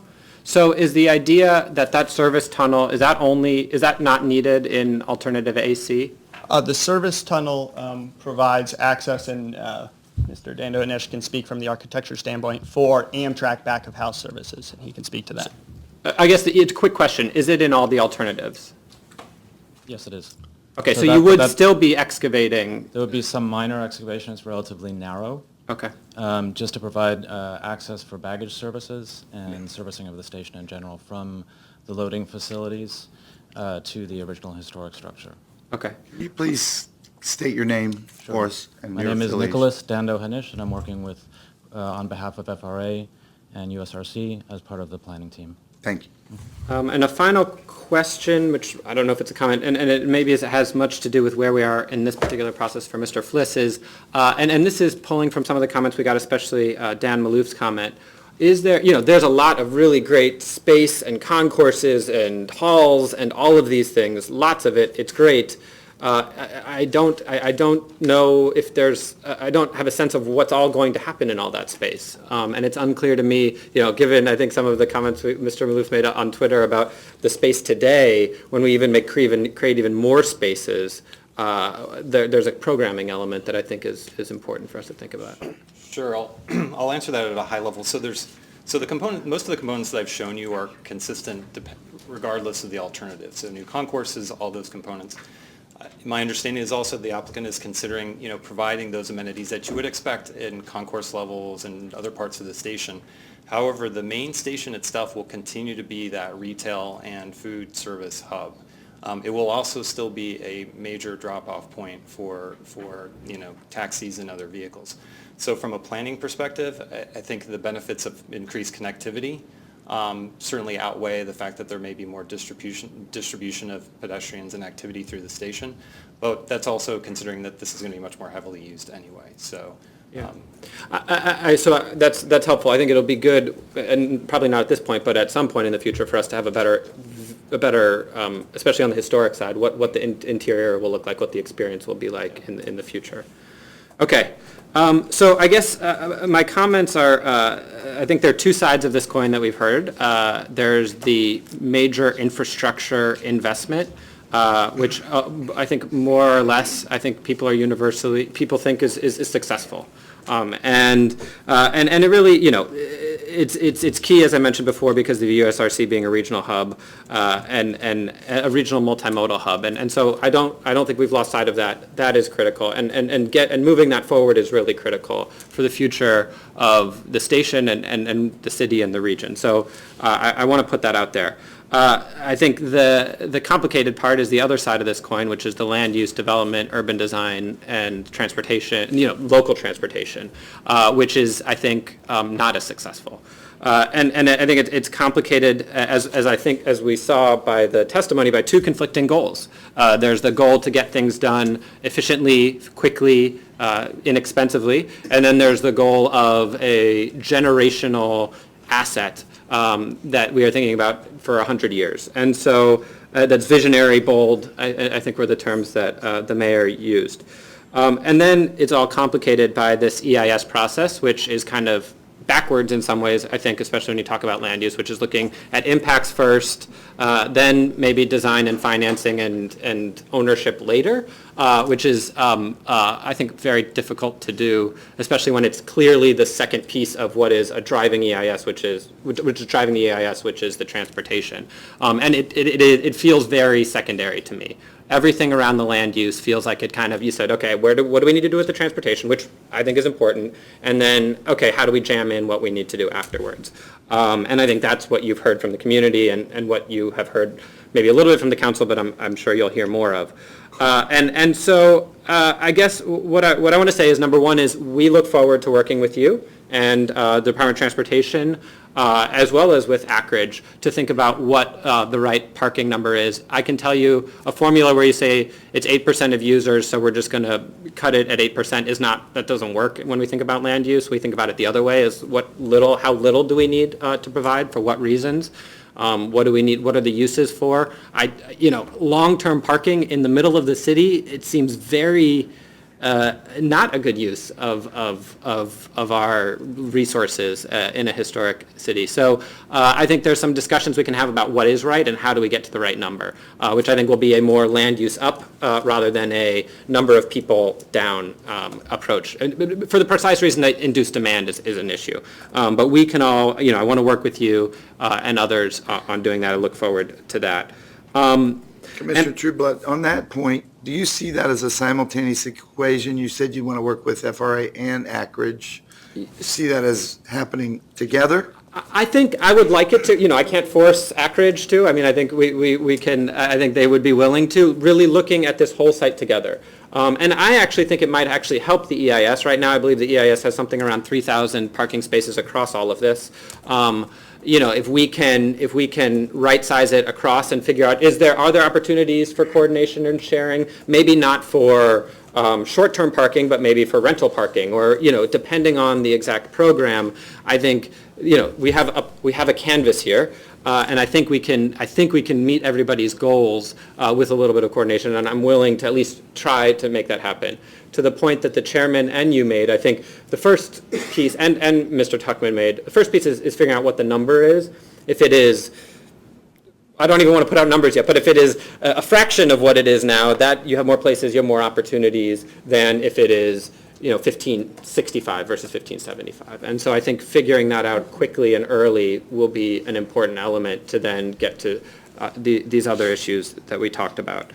And I guess I just, I want so there's, I think the bus facility, I think we believe that's a critical piece of this multimodal facility. It needs to be, I think we share the view, I share the view that it needs to be close to both the station and the metro station. So I think that is universal. What the right size is, I think there's, there's still discussion and on that can happen.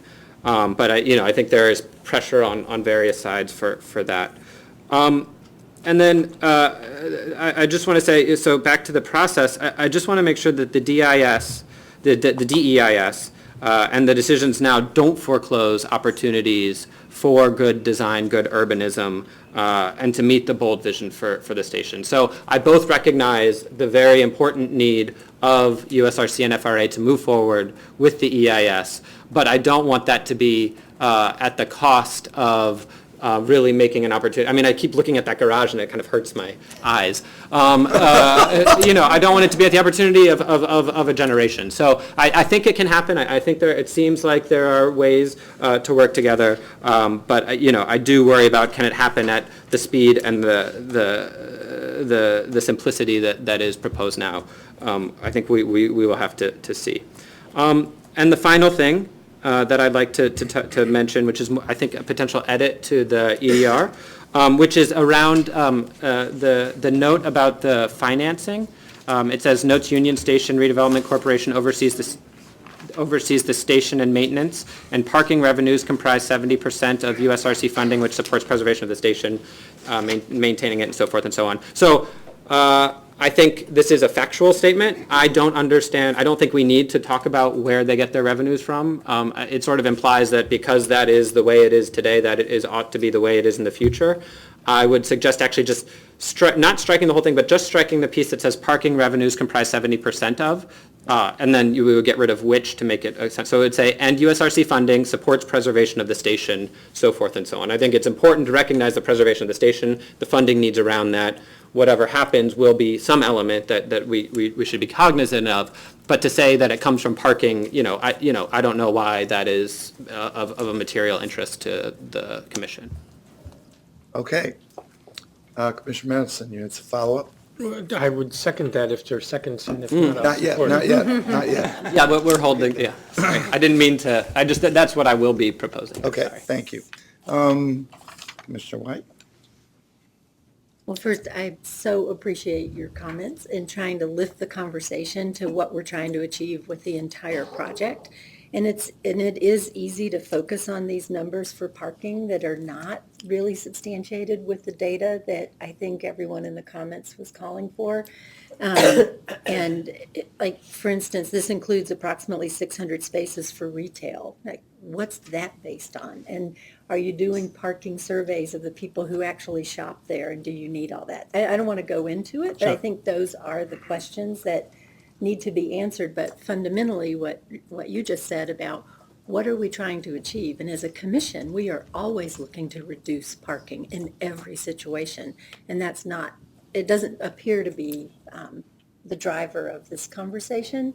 It references that it's going to be reduced, but it's still a huge impact. So I think it's really useful that we've had this conversation about looking at trends around parking, and it struck me what Mr. Tuckman said about 7 to 8% less revenue from parking at airports, and thinking about those trends. And I do think that the comment about the revenue, that much revenue generated by parking is a concern. I get that, and you have to look at that, but you can also think about other ways to generate revenue to support the station beyond parking when we're trying to look at a more walkable and multimodal transit-friendly center. The other thing that I'm really curious about, one very small thing and one, I guess, big thing, it's a comment about the main hall and the benches that were removed during the renovation. I'd love to know, are we going to wait a decade to put benches back in the hall? So if there's an update on that, because it's not a very user-friendly experience when you're in the main hall, and that seems to be a simple thing that you could do pretty quickly. And then I'll have another question after that. Hi, hello. Thank you for that question.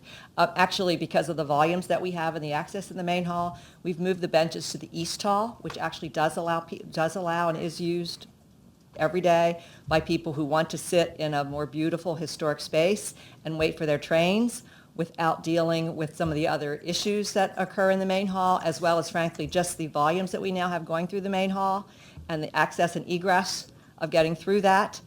So there were a number of reasons, but they are located in the East Hall. We try to put up some signage and things, but I know people found them because I walk in there every day and there are people sitting in there quietly and reading. So that is a waiting area without impacting upon the egress, because we very much do want people to continue to enjoy the historic portion of the station. And then finally, I would be curious to hear from FRA a response to Mr. Edwards' comments about rail alternatives. I thought that was a really interesting point that really isn't addressed in the EDR, unless you want to respond to that. Yeah, was that the question about the track layout? What was Mr. Edwards' comments about rail alternatives that... for the future. For the future. Okay. Sorry. And Mr. Fliss, I'm happy to speak to that as well, if that's helpful. So Mr. Edwards got the growth factors absolutely right. Doubling 95% growth in Amtrak, 150% growth in MARC, 250% growth in VRE ridership. That is what we're planning for with the track and platform plan that's common to all alternatives. There's a lot of discussion today about priorities. A fundamental priority of this project is make sure that the track and platform plan meets the 2040 long-term needs of the facility.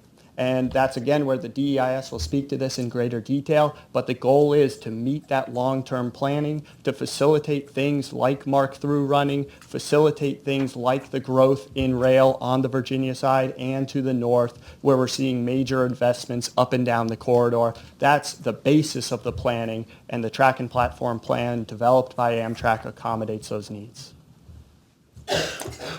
Can I just jump in here? Sure, So Commissioner you're May. saying no?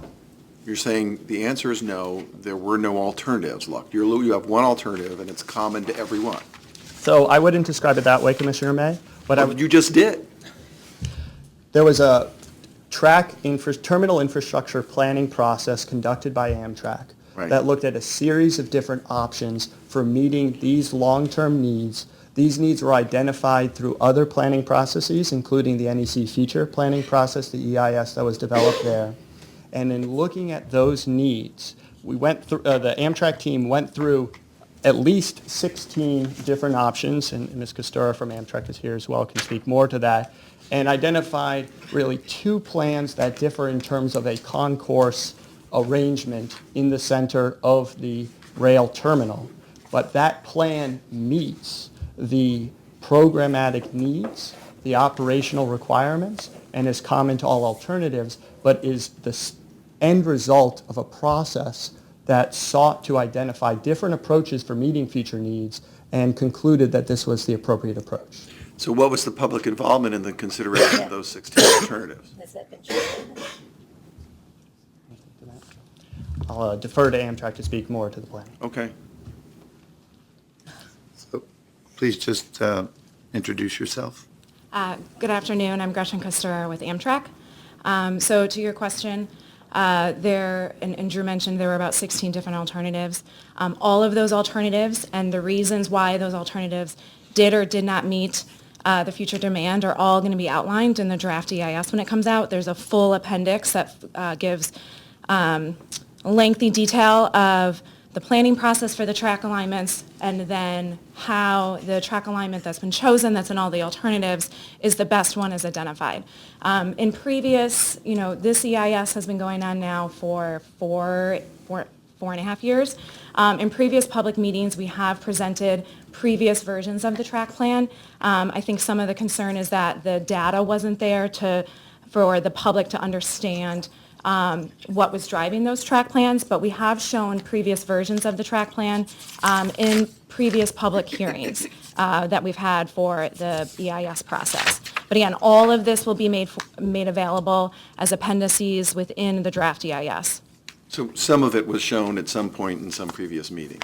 Yes, a few, without going back and looking in detail, probably 2 or 3 different versions of the track plan versus what we've landed on here. Okay, and so how different were they? I mean, did any of them actually pull the tracks closer to the historic station? No. So they all, there's some basic themes that we kept with all of them. They differ in the number of tracks and platforms, but they differ by 1 or 2. And a lot of that was driven by conversations with Mark and VRE as well as internally at Amtrak, what all of our commuter partners and ourselves future growth plans are and what is the right number to meet that, as well as how we can more efficiently turn trains through the station. But they all sort of were still within the same footprint as we're using today. So none of them ever considered going back to where they were, 30 to 40 years ago, which was further back into the south. What we call the stub end was pulled. I remember that. I don't, but what we call the stub end was pulled farther south into the back into the station. We never really consider that in any of the alternatives. They all generally fit within the same footprint. Okay. Well, I thank you for actually answering the question. I don't like the answer, but thank you. You're welcome. Yeah, before you leave, I have a process question with the DEIS, and I know that everyone tries to get as much public process and as much data out there in the public prior to the draft DEIS being released. But what are your plans for public engagement once it is released so that there is an opportunity for the public to really understand what those alternatives are, what the data is, and then decide whether the draft EIS needs to be amended in the final. So can you walk us through what your process will be once the draft EIS is out? So I'm actually going to let David Ballenstein with FRA or Drew answer that question for you Thank since you. they lead it. Thank you. It is challenging to manage public involvement during an EIS process. We have a number of venues. I mean, we have a 106 process and a consulting party group. We've met 7, I think, times already, 6 or 7 times. We have a number of other consulting party meetings to hold after the draft EIS is out. We will have a public hearing. We'll try to extend the open house portion of that public hearing to better engage the public and the neighborhoods. We have intentions to do, we may do some sort of office hours type opportunities to chat with the project team as we get closer to that time. And after the EIS is out and we get comments in, I imagine we'll have additional public involvement. I hope that answers your question. Okay, Broadly, yeah. Thank you. thank you. Mr. Chairman, Mr. Dixon? I want to first, Peter, you said you remembered something. I remember going to the station on a trolley, and there used to be, and that's, I remember when they, the train came through the wall, and that's when we started renovating. 55. And I remember there was always a joke about somebody who came to visit D.C. and went to Union Station and went back home and said how wonderful it was in Washington. He never left the station. At any rate, my questions are, first, I want to be sure that the Committee on 100's question is answered. And I think it was just a few minutes ago that the train, this is a train station, right? And all that has been brought into play in discussion of all these alternatives. It's fundamental to the planning to meet that long-term goal as identified by Mr. Edwards in terms of the needs of Amtrak and the commuter railroads. Yeah, I also think that this all about parking, and having done a little travel, thinking particularly about the huge stations in Japan. I don't even know they have parking there. I've never seen, maybe, I guess they have taxi pull-ups, but they have all this retail there, and they support themselves multi-layers. So I guess maybe that's futuristic. In other places, too, that happens. The last concern I have is about bikes. You all talked about, what is it, the Green Line? Is that? The Greenway, sir. The Greenway. What about the parking of the bikes? I reflect on Amsterdam, Europe, when you got bikes 20 feet deep, station parked around, abandoned, or whatever. How are you going to handle that aspect? That's extremely important, and we've seen with the bike station that's at the facility today Scooters. that's very popular. Within the H Street concourse that connects 1st and 2nd Street, we've already identified opportunities for bicycle parking in terms of internal stored parking that will provide a quality amenity for users of the facility. That's certainly a planning area where, as the design continues to progress, there's opportunities for further investigation of that issue. But definitely connecting bicyclists to the facility. We've also identified opportunities for more bike share, and whether that's dockless, docked, what the future holds, micro-mobility, as you've mentioning. Some of those new station entrances also provide opportunities for exterior locations for connectivity to bicycles. I think you should put the bike stations in very prime places, so you will encourage people to use bikes rather than put them in the basement of the parking lot someplace that would be discouraging, maybe. Whatever. Thank you very much. I had a couple, Okay. at the risk of, You're not gonna let me talk? Is that what? No, no. No, please, Commissioner Emerson, I've been waiting for you. well, I'm a little bit confused. If rail is foremost, unquestionably foremost, didn't I hear a few minutes ago that there's 500 spaces projected for the retail? So, fundamental to the station, and one of the things that makes this a complicated and fun project to discuss is that this is an intermodal facility where the interest in this facility is in the rail program, in the intermodal operations, and in the preservation and use of the historic facility. So that includes the use of the retail operations, and that's an important piece of the overall parking program. What I will say is the 1575 parking program, based on our analyses, that even if you cut the nature of Amtrak use today in half, as you grow that Amtrak use, as you double the Amtrak use, you would be able to fill that 1575 program. We'll need to look at how, given the retail program at the facility, we serve that important asset, but there is definitely a demand for Amtrak passengers and for retail use related to the parking program. Well, I want to debate that, but I don't think I want to debate that with you, but, I mean, with other commissioners. I'm just mystified by this. If the retail is going to be used by the rail passengers, they're not, if they're taking the train from New York to Washington DC, they're not parking their car in DC to use the retail, unless the retail is for, I don't know, DC residents and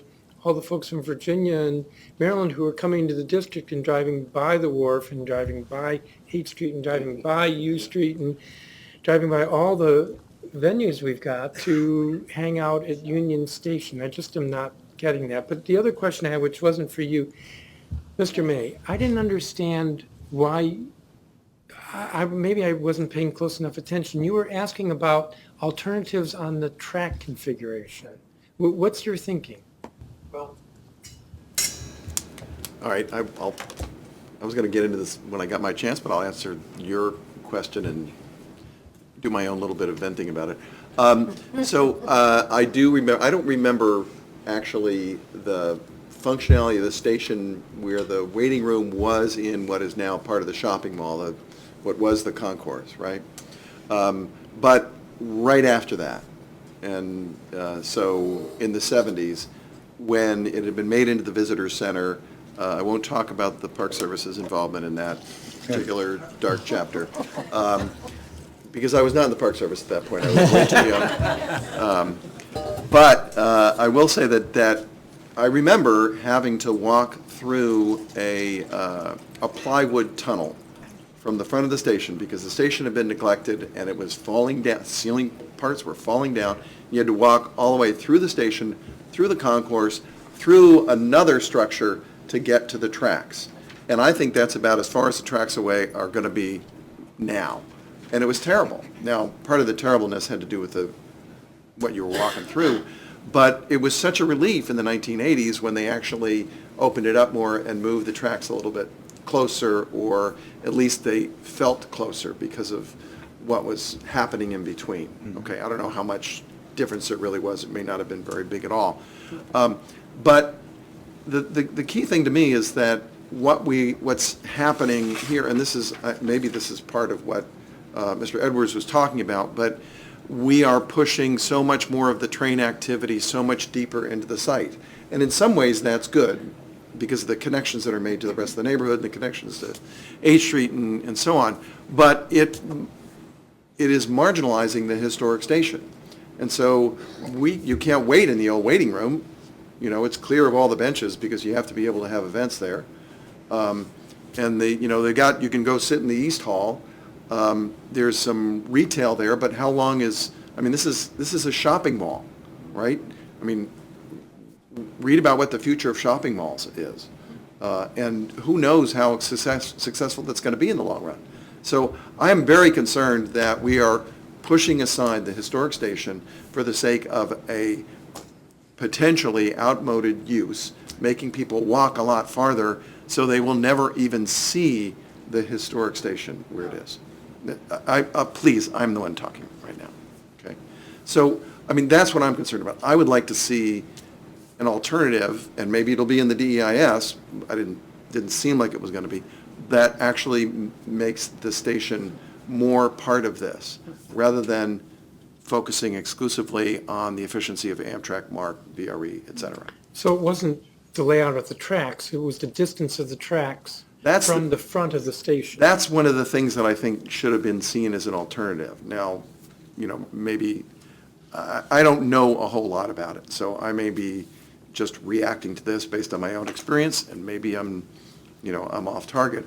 But I had the impression that that's what Mr. Edwards was talking about, and I think, the fact that only one train track configuration has been carried through from a very early stage, I think is indicative that what was said before, this all seems to be driven about where you put the parking. Yeah. So, anyway. I guess, when I was hearing the presentation, I was thinking about, is the new train hall replacing the current train hall, or is it actually pushing the tracks farther away? But I came here to talk about parking, which is why I didn't ask that question. I think you did. Let's hear the answer to that question. So if I might address Peter May's question about the tracks, and I think that will get at this. The ends of the tracks in the project are approximately where they end today. So they're not really moving one way or the other. But what is happening is the demands, we're trying to accommodate a huge increase in demand. So a doubling of Amtrak passengers might mean a greater increase in the number of trains. And so the platforms are being extended north so that they could possibly hold 2 trains, one parked in front of another, to accommodate that increased growth, the increased number of trains. We can't expand the footprint of Union Station. We can only use what we have. So we've tried to make the best use of it, extend the platforms and the tracks a little bit further north, because to go south, the historic building has been, restored and redeveloped in a way that is sustainable. It's stable, but it is and it's full. And we're talking about increasing the number of passengers. The new concourse would replace the existing train concourse that is from the 80s. There was a picture of that. It would make that larger to accommodate more passengers. And then we still need the underground concourse at H Street to accommodate all the So demand. can I ask how you would respond to what was in Mr. Tuckman's presentation that we received on paper, having to do with the capacity of other stations that handle, I forget what the number was, 3 times as many with fewer tracks, 3 times as many trains with fewer tracks? Well, you can have greater throughput when you have a run-through station. So there are limited numbers of tracks that run through this station, and the service tends to be focused to the north. So many of the trains don't extend further south. That takes extra time, where the trains dwell in the station, reduces the capacity overall. That's one of the reasons we need longer platforms so we can stack trains. So is this analysis going to be in the draft EIS?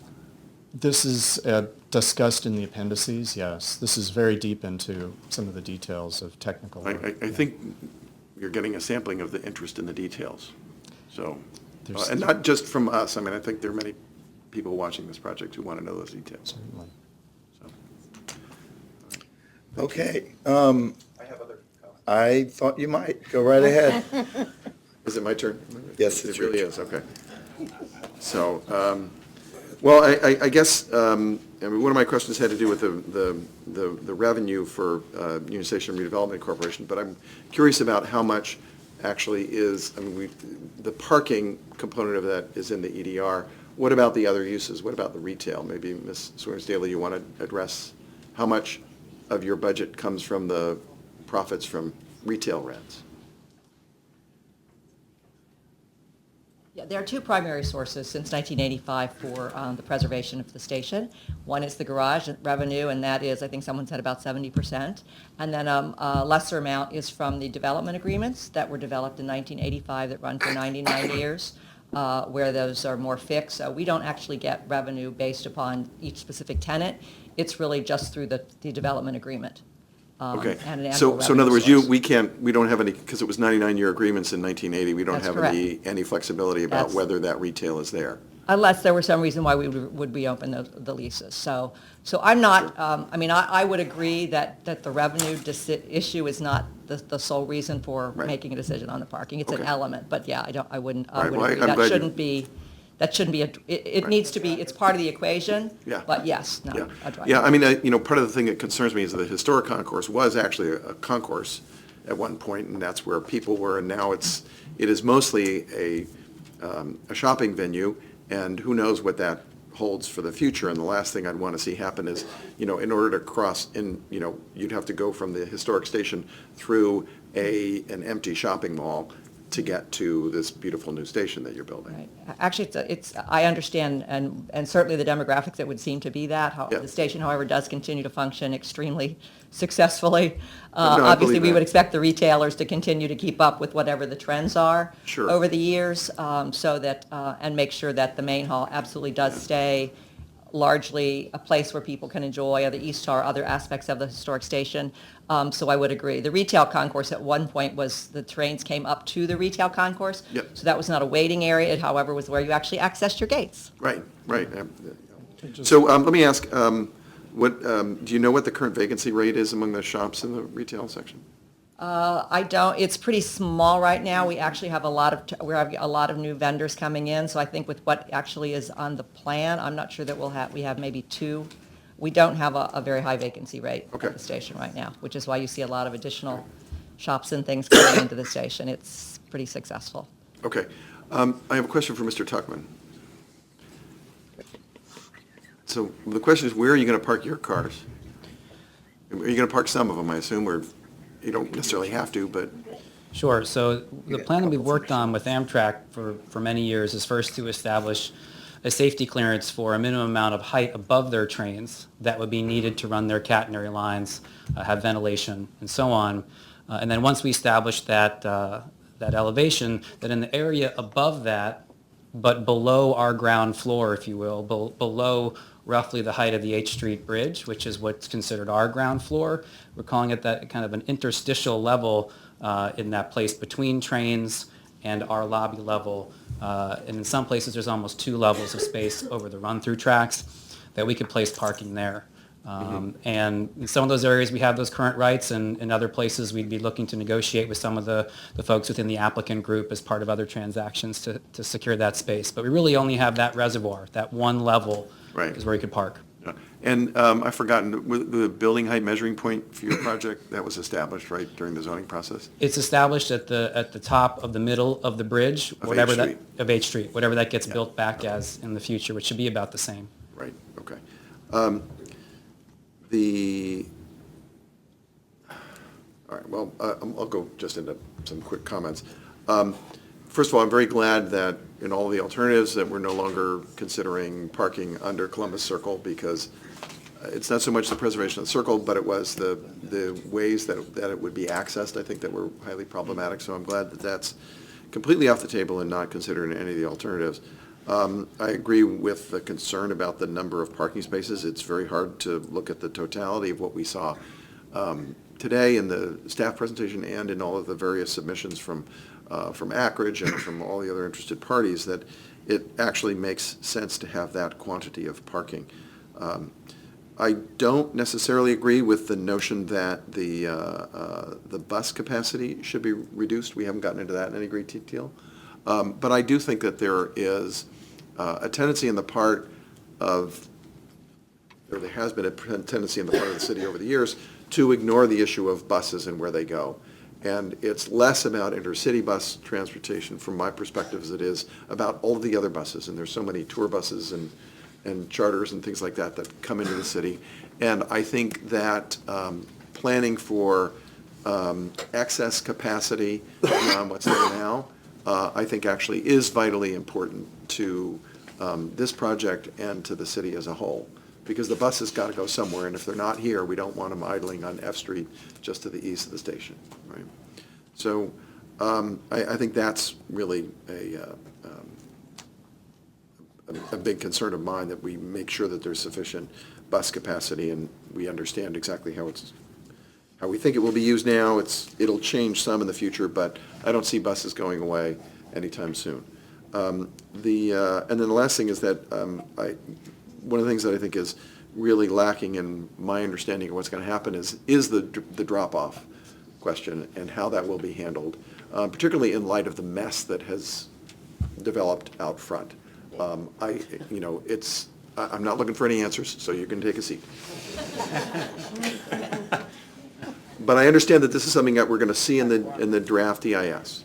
And that is vitally important. It is vitally important to understand how that area out front has to be reconfigured in the long run, because the last few times that I've gone to pick people up there in a car, it's been an absolute nightmare, and I wind up bailing out or sitting on Massachusetts Avenue for 15 minutes to go 1 block.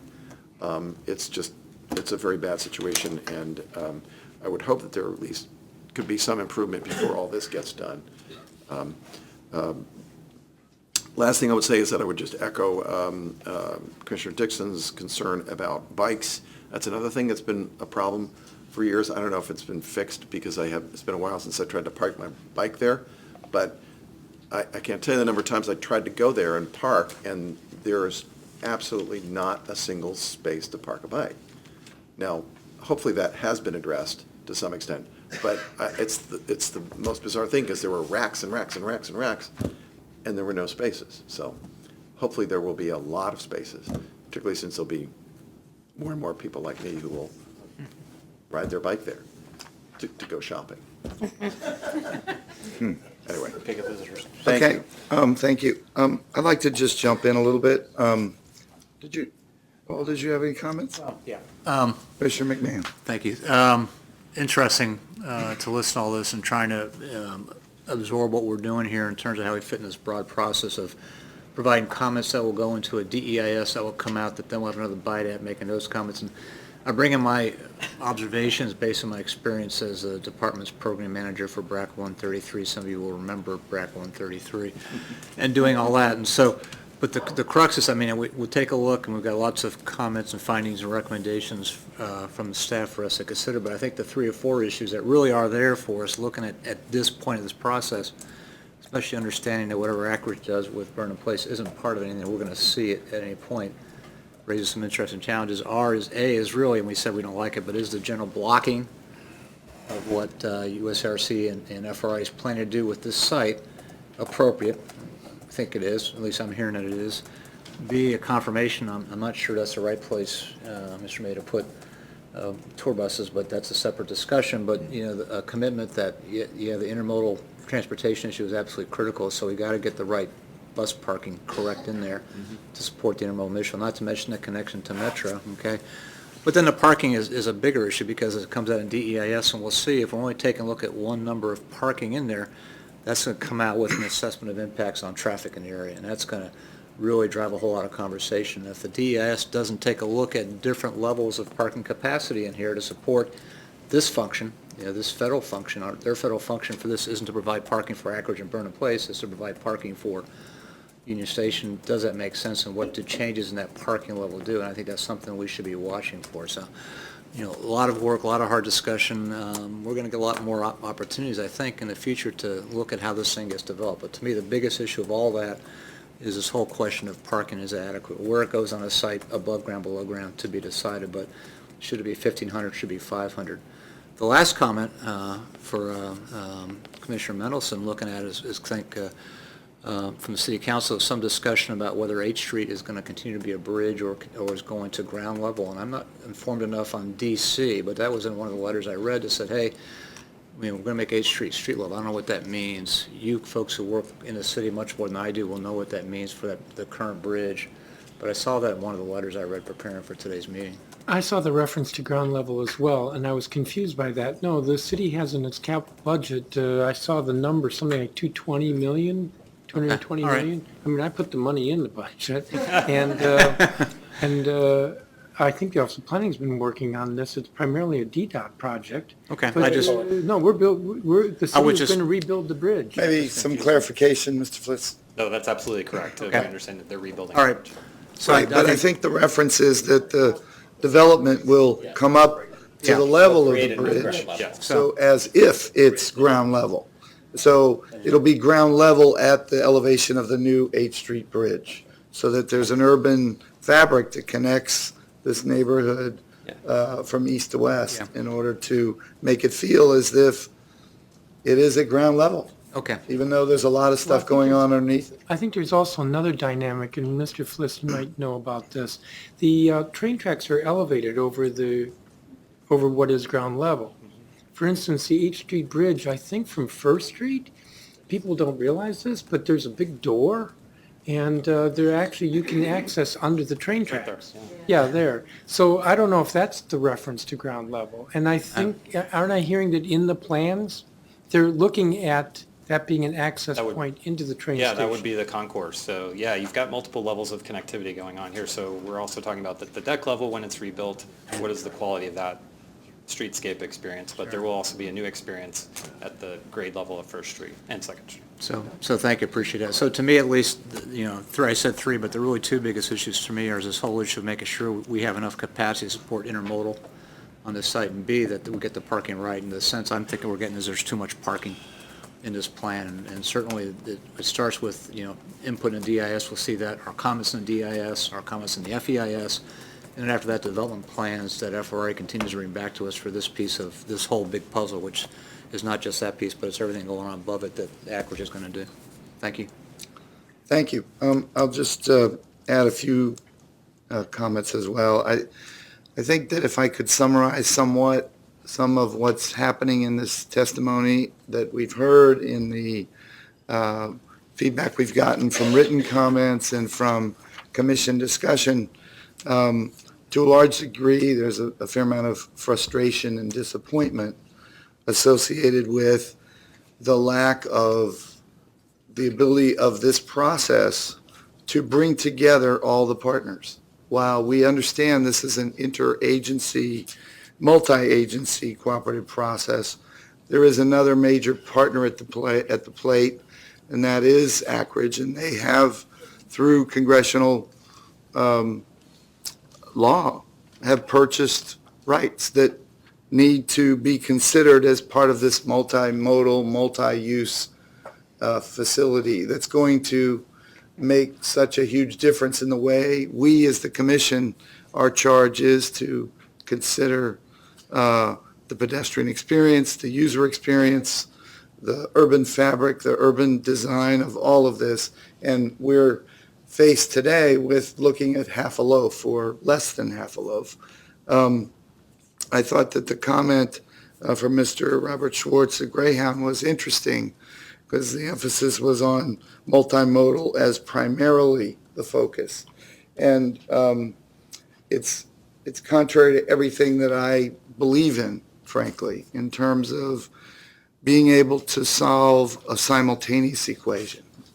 And the need to do that in order to adequately address this undertaking as we go forward. So hopefully FRA, and the Redevelopment Corporation is hearing some of that frustration from the community, from the commission, from all the feedback, to recognize that a true partnership is going to need to happen for this central hub of the city that connects the city to its surroundings in a way that makes it feel like it's part of the city. It's not its own object, but it blends and connects in an important way.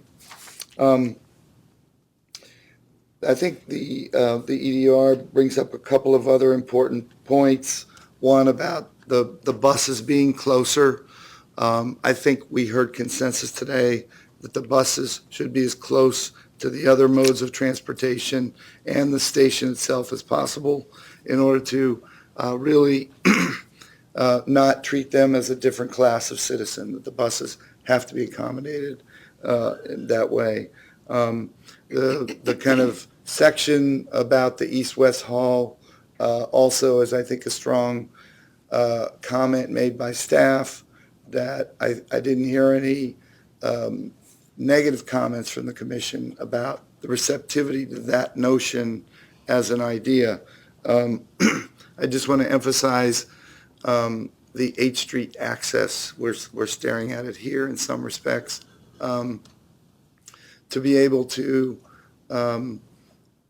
demonstrably improve the access from 8th Street, both from the trolley car stop and where that is today, and hopefully that improvement is going to bring that further up to the top of the bridge and further connect it to these other modes of transportation. I think as it relates to the parking, part of what I understand from all of what I've heard today and what I've read is that the preferred alternative is primarily what I would call the lowest impact solution.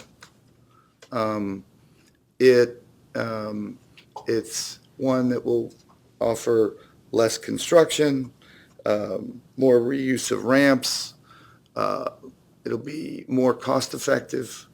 But the question is that the only consideration that we have to be dealing with here?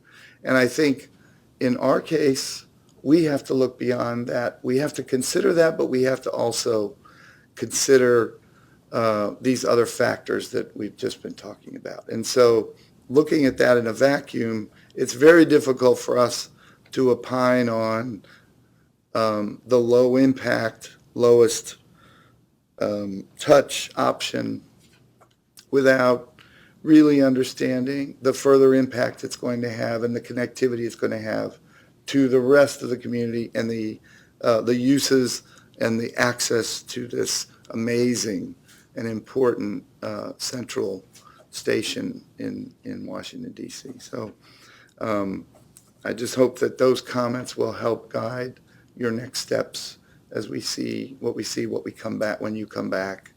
We're going to look forward to that, and I'm sure you're going to be hearing from the community, again, some of these same comments going forward. I'd like to ask any last comments or questions before we undertake Mr. Trueblood's recommended modification to the alternatives. Mr. Mendelson. I know I've talked a lot, but, and I'm going to suggest a couple of changes as well after Mr. Trueblood, but I do want to say that I'm really struck by, as well, it was kind of a minor comment, but my understanding is that this preferred alternative actually encroaches a little bit on, or maybe a lot, on Ackridge's property? Yeah, yes, there is some encroachment. And we're not commenting on that at all, but I just think that's a little bit bizarre. There's encroachment today as well. The ramps to the garage actually cross. So there's a complex property relationship here that's going to have to be addressed either way. So at some point, we're going to have an EIS to look at that, I don't even know how to finish that sentence, is going to direct private property where the private property interest has said that they're opposed unless things get worked out. It has to be evaluated in the EIS. That's the bottom line. Okay. I'm going to have a few suggestions. Okay, after thank Mr. you. Trueblood. All right, Commissioner Trueblood, we'll start with you. Let's go Thank you. pull up the EDR. This is one of the earlier notes, the last one on this page here. And what I would propose doing is eliminating the words that say parking revenues comprise 70% of. And then we would also then have to get rid of which later, and then we would have to change, I think, the verbs, right? Is that what Julie was saying? From maintaining to maintains and so forth. So that is my proposal. I think the secretary probably has it if I'm happy to read it if that would be. yeah, why don't you do that? Thank you. Notes, Union Station Redevelopment Corporation oversees the station operations and maintenance, and striking parking revenues comprise 70% of, so, and USRC funding supports preservation of the station, maintains the station as a multimodal transportation center, and enhances the retail and amenities within the station. Is that satisfactory to you? I think, is that, and I actually want to look at the people who wrote it. I hope that keeps the intention of it in terms of that second clause. But that's what yes, that works for me. Okay. So is that a move? Have you moved for that amendment? Yes, I'd like to do that. Is there a second? Second. Is there any discussion on that amendment? Okay. All those in favor of the amendment as read, please signify by saying aye. Aye. Any opposed? Okay. Thank you. Commissioner Mendelson. I think that the EDR should be stronger with regard to parking, and so I have two suggestions. One is, I'm looking at the top of page 5. It's a continuation of the notes, the first notes regarding the parking facilities, where it says a majority of the spaces appear to be used by monthly pass holders, whereas the use of the garage for daily retail or rail users appears less. And I think it would be better if it added, and less than 400 spaces are on average used on a daily basis That seems to be the average figure. But then, in addition, going down 4 or 5 paragraphs where it says requests the applicant and staff work with the district office of planning and the district, I think we should say straight up, requests the applicant should substantially reduce the number of spaces and work with the district and so forth. So I'm going to suggest those two. And Commissioner Mendelson, could I ask if you would consider adding "and the private development partner"? That would be fine. I was actually thinking of a separate thing on that, but yes, and the development, yes. Second. So there's a lot there. We're going to have to read that again. So I don't know if Ms. Coster, you got Let me that? see what I can do here. So on the first one, where it says notes the site currently has, so that's the parking facility one. And then the sentence would be, a majority of the spaces appear to be used by monthly pass holders, whereas the use of the garage for daily retail or rail users appears less than 400 spaces. No, less, comma, and less than 400 are on average used on a daily basis.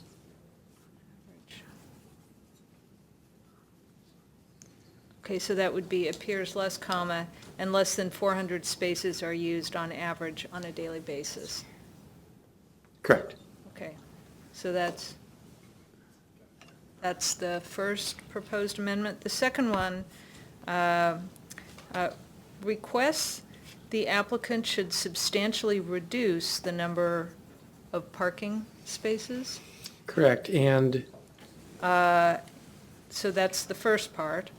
And the applicant, private development partner, and staff work with the District Office of Planning and the District Department of Transportation.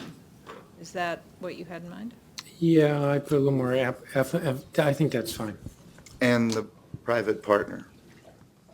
Right, so, You said so that. Okay, okay, you it's did. adding the private development partner after applicant Okay. as who's coordinating on that.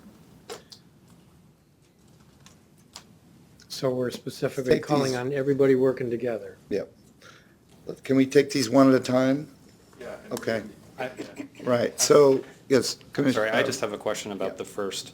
I'm trying to understand the 400 spaces. Right, I wanted to get clarification. I'm not sure what's the derivation I'm So getting. you're going to challenge my math. No, I'm just trying to understand. Well, I was wondering, So there were 2,220 spaces, 80% utilization on average, that leaves 1,776.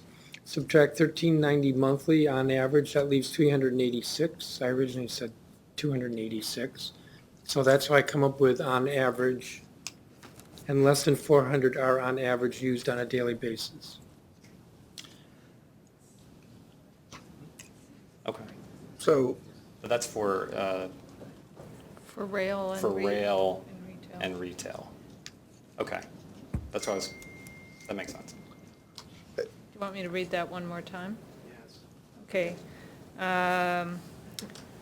A majority of the spaces appear to be used by monthly pass holders, whereas the use of the garage for daily retail or rail users appears less, comma, and less than 400 spaces are used on average on a daily basis.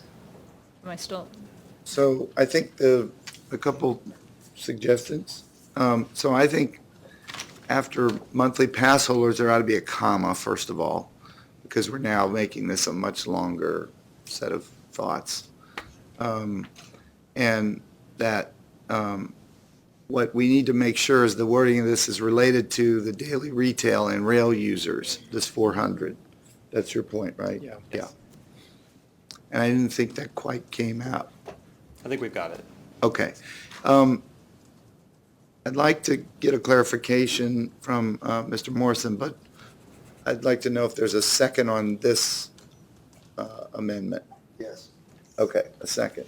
So before we have discussion, Mr. Morrison, could I ask you to come up and just help us make sure we're hearing the numbers the way we Sure. think we're hearing. And I apologize to make a more general comment. Well, first, that we do support the collaboration and work to further define the appropriate parking program as identified in the EDR and being continue the subject of conversation. I would object to the use of 400 on the basis of this conversation. We have material from Amtrak where they estimate 600 to 700 daily users associated with the Amtrak program at the station. Certainly identifying and understanding how this future use and what users are incorporating the parking is an important piece of that collaboration, but I would caution the Commission against identifying a particular number when we've been looking through this issue and have identified different numbers from the Commissioner's comments here today. Okay, so how did we got to your 386, right, based on numbers that were given to us. So let's find out how we got those numbers, or are those numbers in question I also? think that there are a combination of different numbers in terms of looking at an average utilization over time versus the ways in which more monthly parkers, particularly very recently, have come to increase that overall utilization. So we have sort of that hockey stick effect going on. So if we sort of look at that trend and then take out that math, that's one assessment. But if we look at the Amtrak survey data, where when we did our estimate, about 8% of passengers were using the parking. So the conditions continue to shift, and I think it's important that we have that collaborative process to discuss that approach rather than settle on a number in a recommendation here today. Well, I'd like to emphasize, this is a notes paragraph, and the notes paragraph says about 2,200, over 80%. And so it's in that paragraph. I think a recommendation that the project provide more detail on the parking as part of this collaboration would be appropriate. Yes, and that's further down. Right.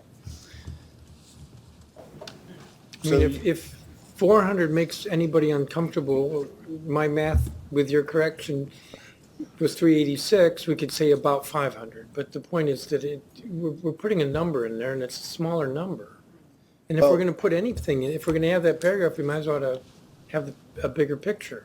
Commissioner Mendelson, struck me, as I agree with you, struck me that what we seem to know more about are the monthly pass holders. That's a real number, right? And it's been growing, okay? So while it says a majority, why don't we put what that is? And then the rest it's a minimal amount used for retail and rail users.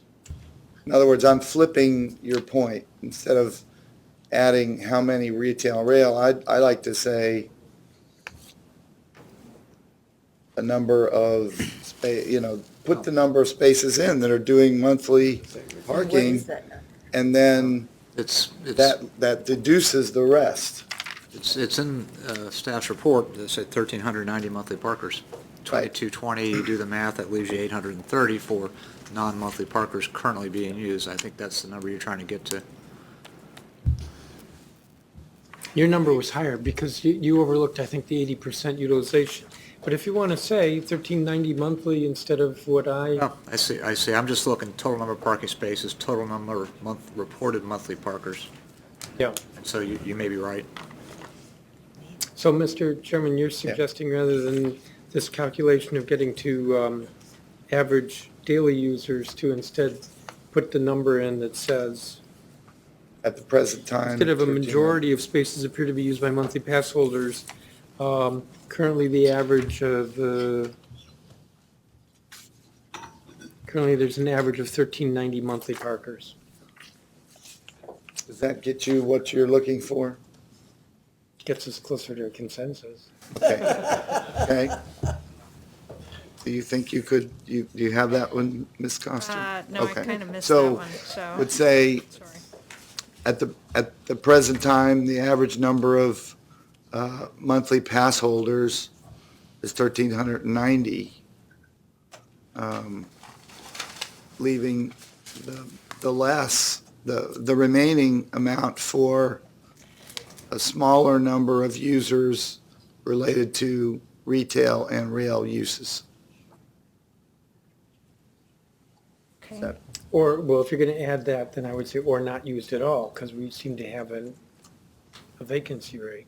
You know, I'm just reminded that the district government spent millions and millions of dollars 15 years ago to build that garage at USA. Yeah, and what's the utilization there? By monthly pass holders, 13.9. Very low. Pathetic. Pathetic. So, I mean, it's significant here that you have a garage, right now a garage, in which there's 20% vacancy. So I don't know if, why don't we just leave it with, if we're, instead of saying a majority of the spaces appear to be, let's say roughly 13, or on average, or in December, 1390 were monthly pass holders.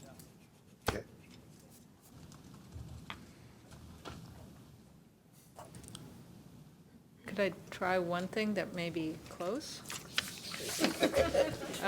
Yeah, presently, a majority of the spaces, in parens 1390, appear to be used by monthly pass holders, comma, whereas the use of the garage for daily retail or rail users appears substantially less. I can live with that. You good? Okay. So, that's, so moved So moved. and seconded? Seconded? Okay. Any further discussion on that point? All in favor of that amendment, please signify by saying aye. Aye. Aye. Any opposed? Okay. Let's go to the second one. Okay. This has to do with the substantially reduce the parking. Yeah, I didn't Working with- wordsmith that very well, but, and I don't know, Ms. Coster, did you have to get language there? Yes, and I did a little tweaking, but not much. So it's requests the applicant substantially reduce the number of parking spaces. And then I put a period. Further, or it could be, let me just make that a comment for, so it's still with the request, and the applicant, comma, inserting private development partner and staff work with the district office of planning. You want me to do that one more time? Okay. I think that was- So it's request the applicant substantially reduce the number of parking spaces, and the applicant, private development partner, and staff work with the district office of planning. So the request, I guess, applies to both. Okay, so moved? So moved. And is there a second? Second? Yes. Any discussion on that amendment? Okay, all, please signify your approval of that amendment by saying aye. Aye. Any opposed? Okay. Okay, any last comments, questions related to the overall EDR? That's what he's doing now. Okay, is there a motion to approve the EDR as amended? So moved. Is it seconded? Seconded. Second. All in favor, please signify by saying aye. Aye. Aye. Any opposed? Motion carries. Thank you. Thank you very much. We appreciate all the feedback and all the hard work. There's a lot left to do. We understand that. We look forward to learning a lot more. And please invite us for a tour. We look forward to it.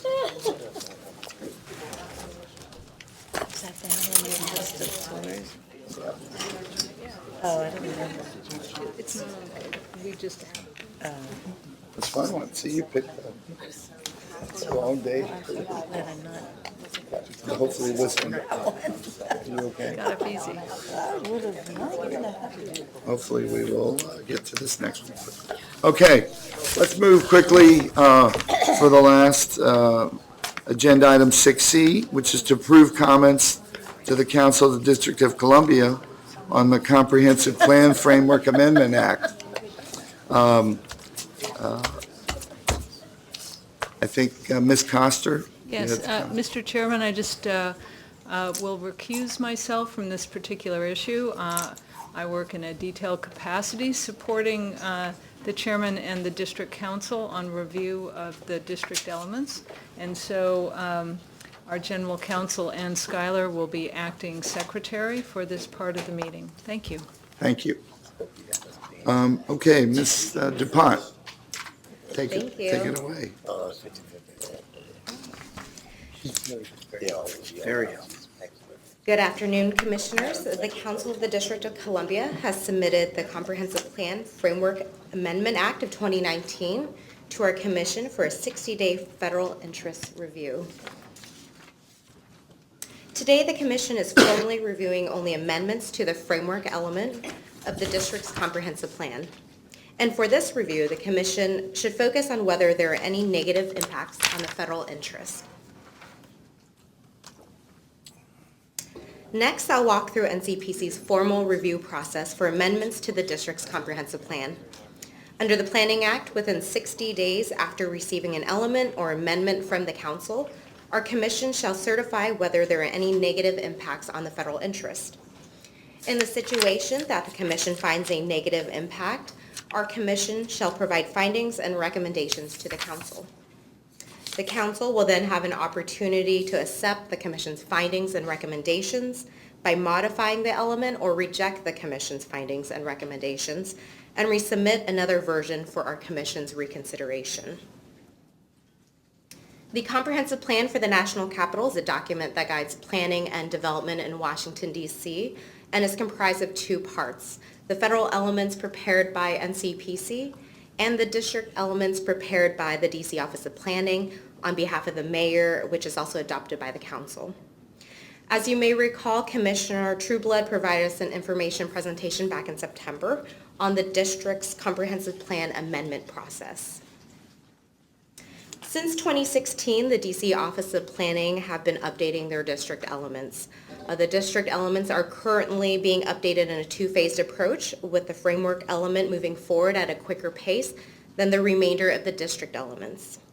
In 2018, the mayor submitted amendments to the framework element to the council, which was subject to extensive comment at a public hearing.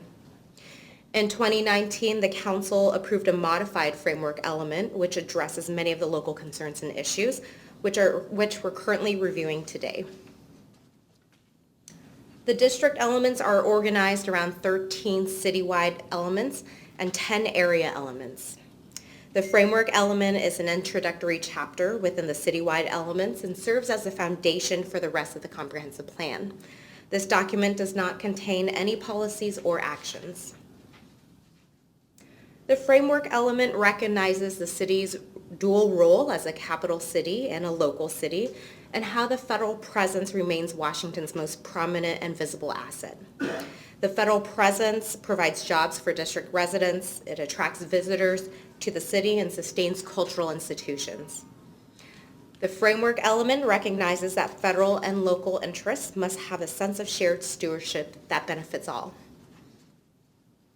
The framework element serves four purposes. It provides context for the rest of the comprehensive plan by describing the forces driving change in the city. It describes the district's growth, forecast, and projection. It lays out 40 guiding principles to be followed as the district moves from vision to reality, and describes the generalized policy map, future land use map, how the comprehensive plan guides development decision, and the role of capital investments in addressing infrastructure and facility challenges. The framework element also includes language that the Shaw and downtown urban renewal plans and their controlling provisions must be considered as land use and zoning decisions are being made. Last month, our commission approved the modification to terminate the two urban renewal plans. And we note that should the council decide to terminate the Shaw School and downtown urban renewal areas, that the text in the framework element should also be revised. Staff has reviewed the framework element submitted by council and finds that the amendments will not have a negative impact on the federal interest. While the commission is only reviewing amendments to the framework element, NCPC staff will have an opportunity to review and comment on proposed changes to the district elements before it's formally referred to our commission. NCPC staff will provide comments to the DC Office of Planning on the draft district elements that are currently out for public review and identify potential federal issues and concerns. We also like to note that we anticipate that the mayor will submit the remainder of the district elements to the council in spring of 2020. The commission will have 60 days to formally review the remainder of the district elements after it is referred to by council. It is the executive director's recommendation that the commission adopts the attached resolution, finding that the comprehensive plan for the National Capital District elements, Comprehensive Plan Framework Amendment Act of 2019, will not have a negative impact on the interest or functions of the federal establishment in the national capital. This concludes my presentation. Thank you. Thank you, Ms. DuPont. We appreciate your brevity. So I think maybe to start things off, I'd like to invite Commissioner Mendelson to say a few words about this. The framework, as you noted, was the introductory chapter. It was written in 2006. When it was written, it was a time when the district was looking at growth and incentivizing growth as a #1 priority. We've gotten a lot of growth since then, and our priorities have shifted. So the framework modifications put a lot of emphasis on the need for housing and affordable housing, largely silent in the 2006 version. There also is more discussion about what I'll call collateral issues like equity. We also, in looking at the framework, we're mindful of, and this was true in the mayor's submission of the framework to the council, of where we could provide greater clarity so that the direction to the zoning commission is clearer, and public complaint about whether the zoning commission got it wrong is more guided, if you will, through clarity in the plan. I would say that's really the difference between what we adopted that's before NCPC today and what had been the plan, 13 years ago. Thank you. Commissioner Trueblood, do you have any comments? No comments on the substance that's been said. I think this is helpful to raise the issue around the urban renewal plans as we think about that. So we'll work with council to determine how best to move forward on that particular issue. Okay. Any other questions or comments, Commissioner Dixon? We may have to wait a moment. Yes, you do not have a quorum. Yeah. You need either our GSA rep or Mr. May to come back. This was a long session, so. We'll Understood. Take a moment. Understood. Commissioner May is. There he is. Yeah. You're our Mr. Quorum. You're our Q factor. Huh. Commissioner May, do you have I any comments? got caught in the gauntlet out there. I'm sorry. I could not pull myself away. No, I have no comments. And I read the report thoroughly. Yes. So I'm prepared to vote. So, would someone like to move and second it? All in favor of the EDR, please signify by saying aye. Aye. Any opposed? Thank you very much. We appreciate a really, I think, robust meeting to start this new year. Maybe it signals a lot of change in 2020. We look forward to that. Thank you very much. We'll see you next month. Okay.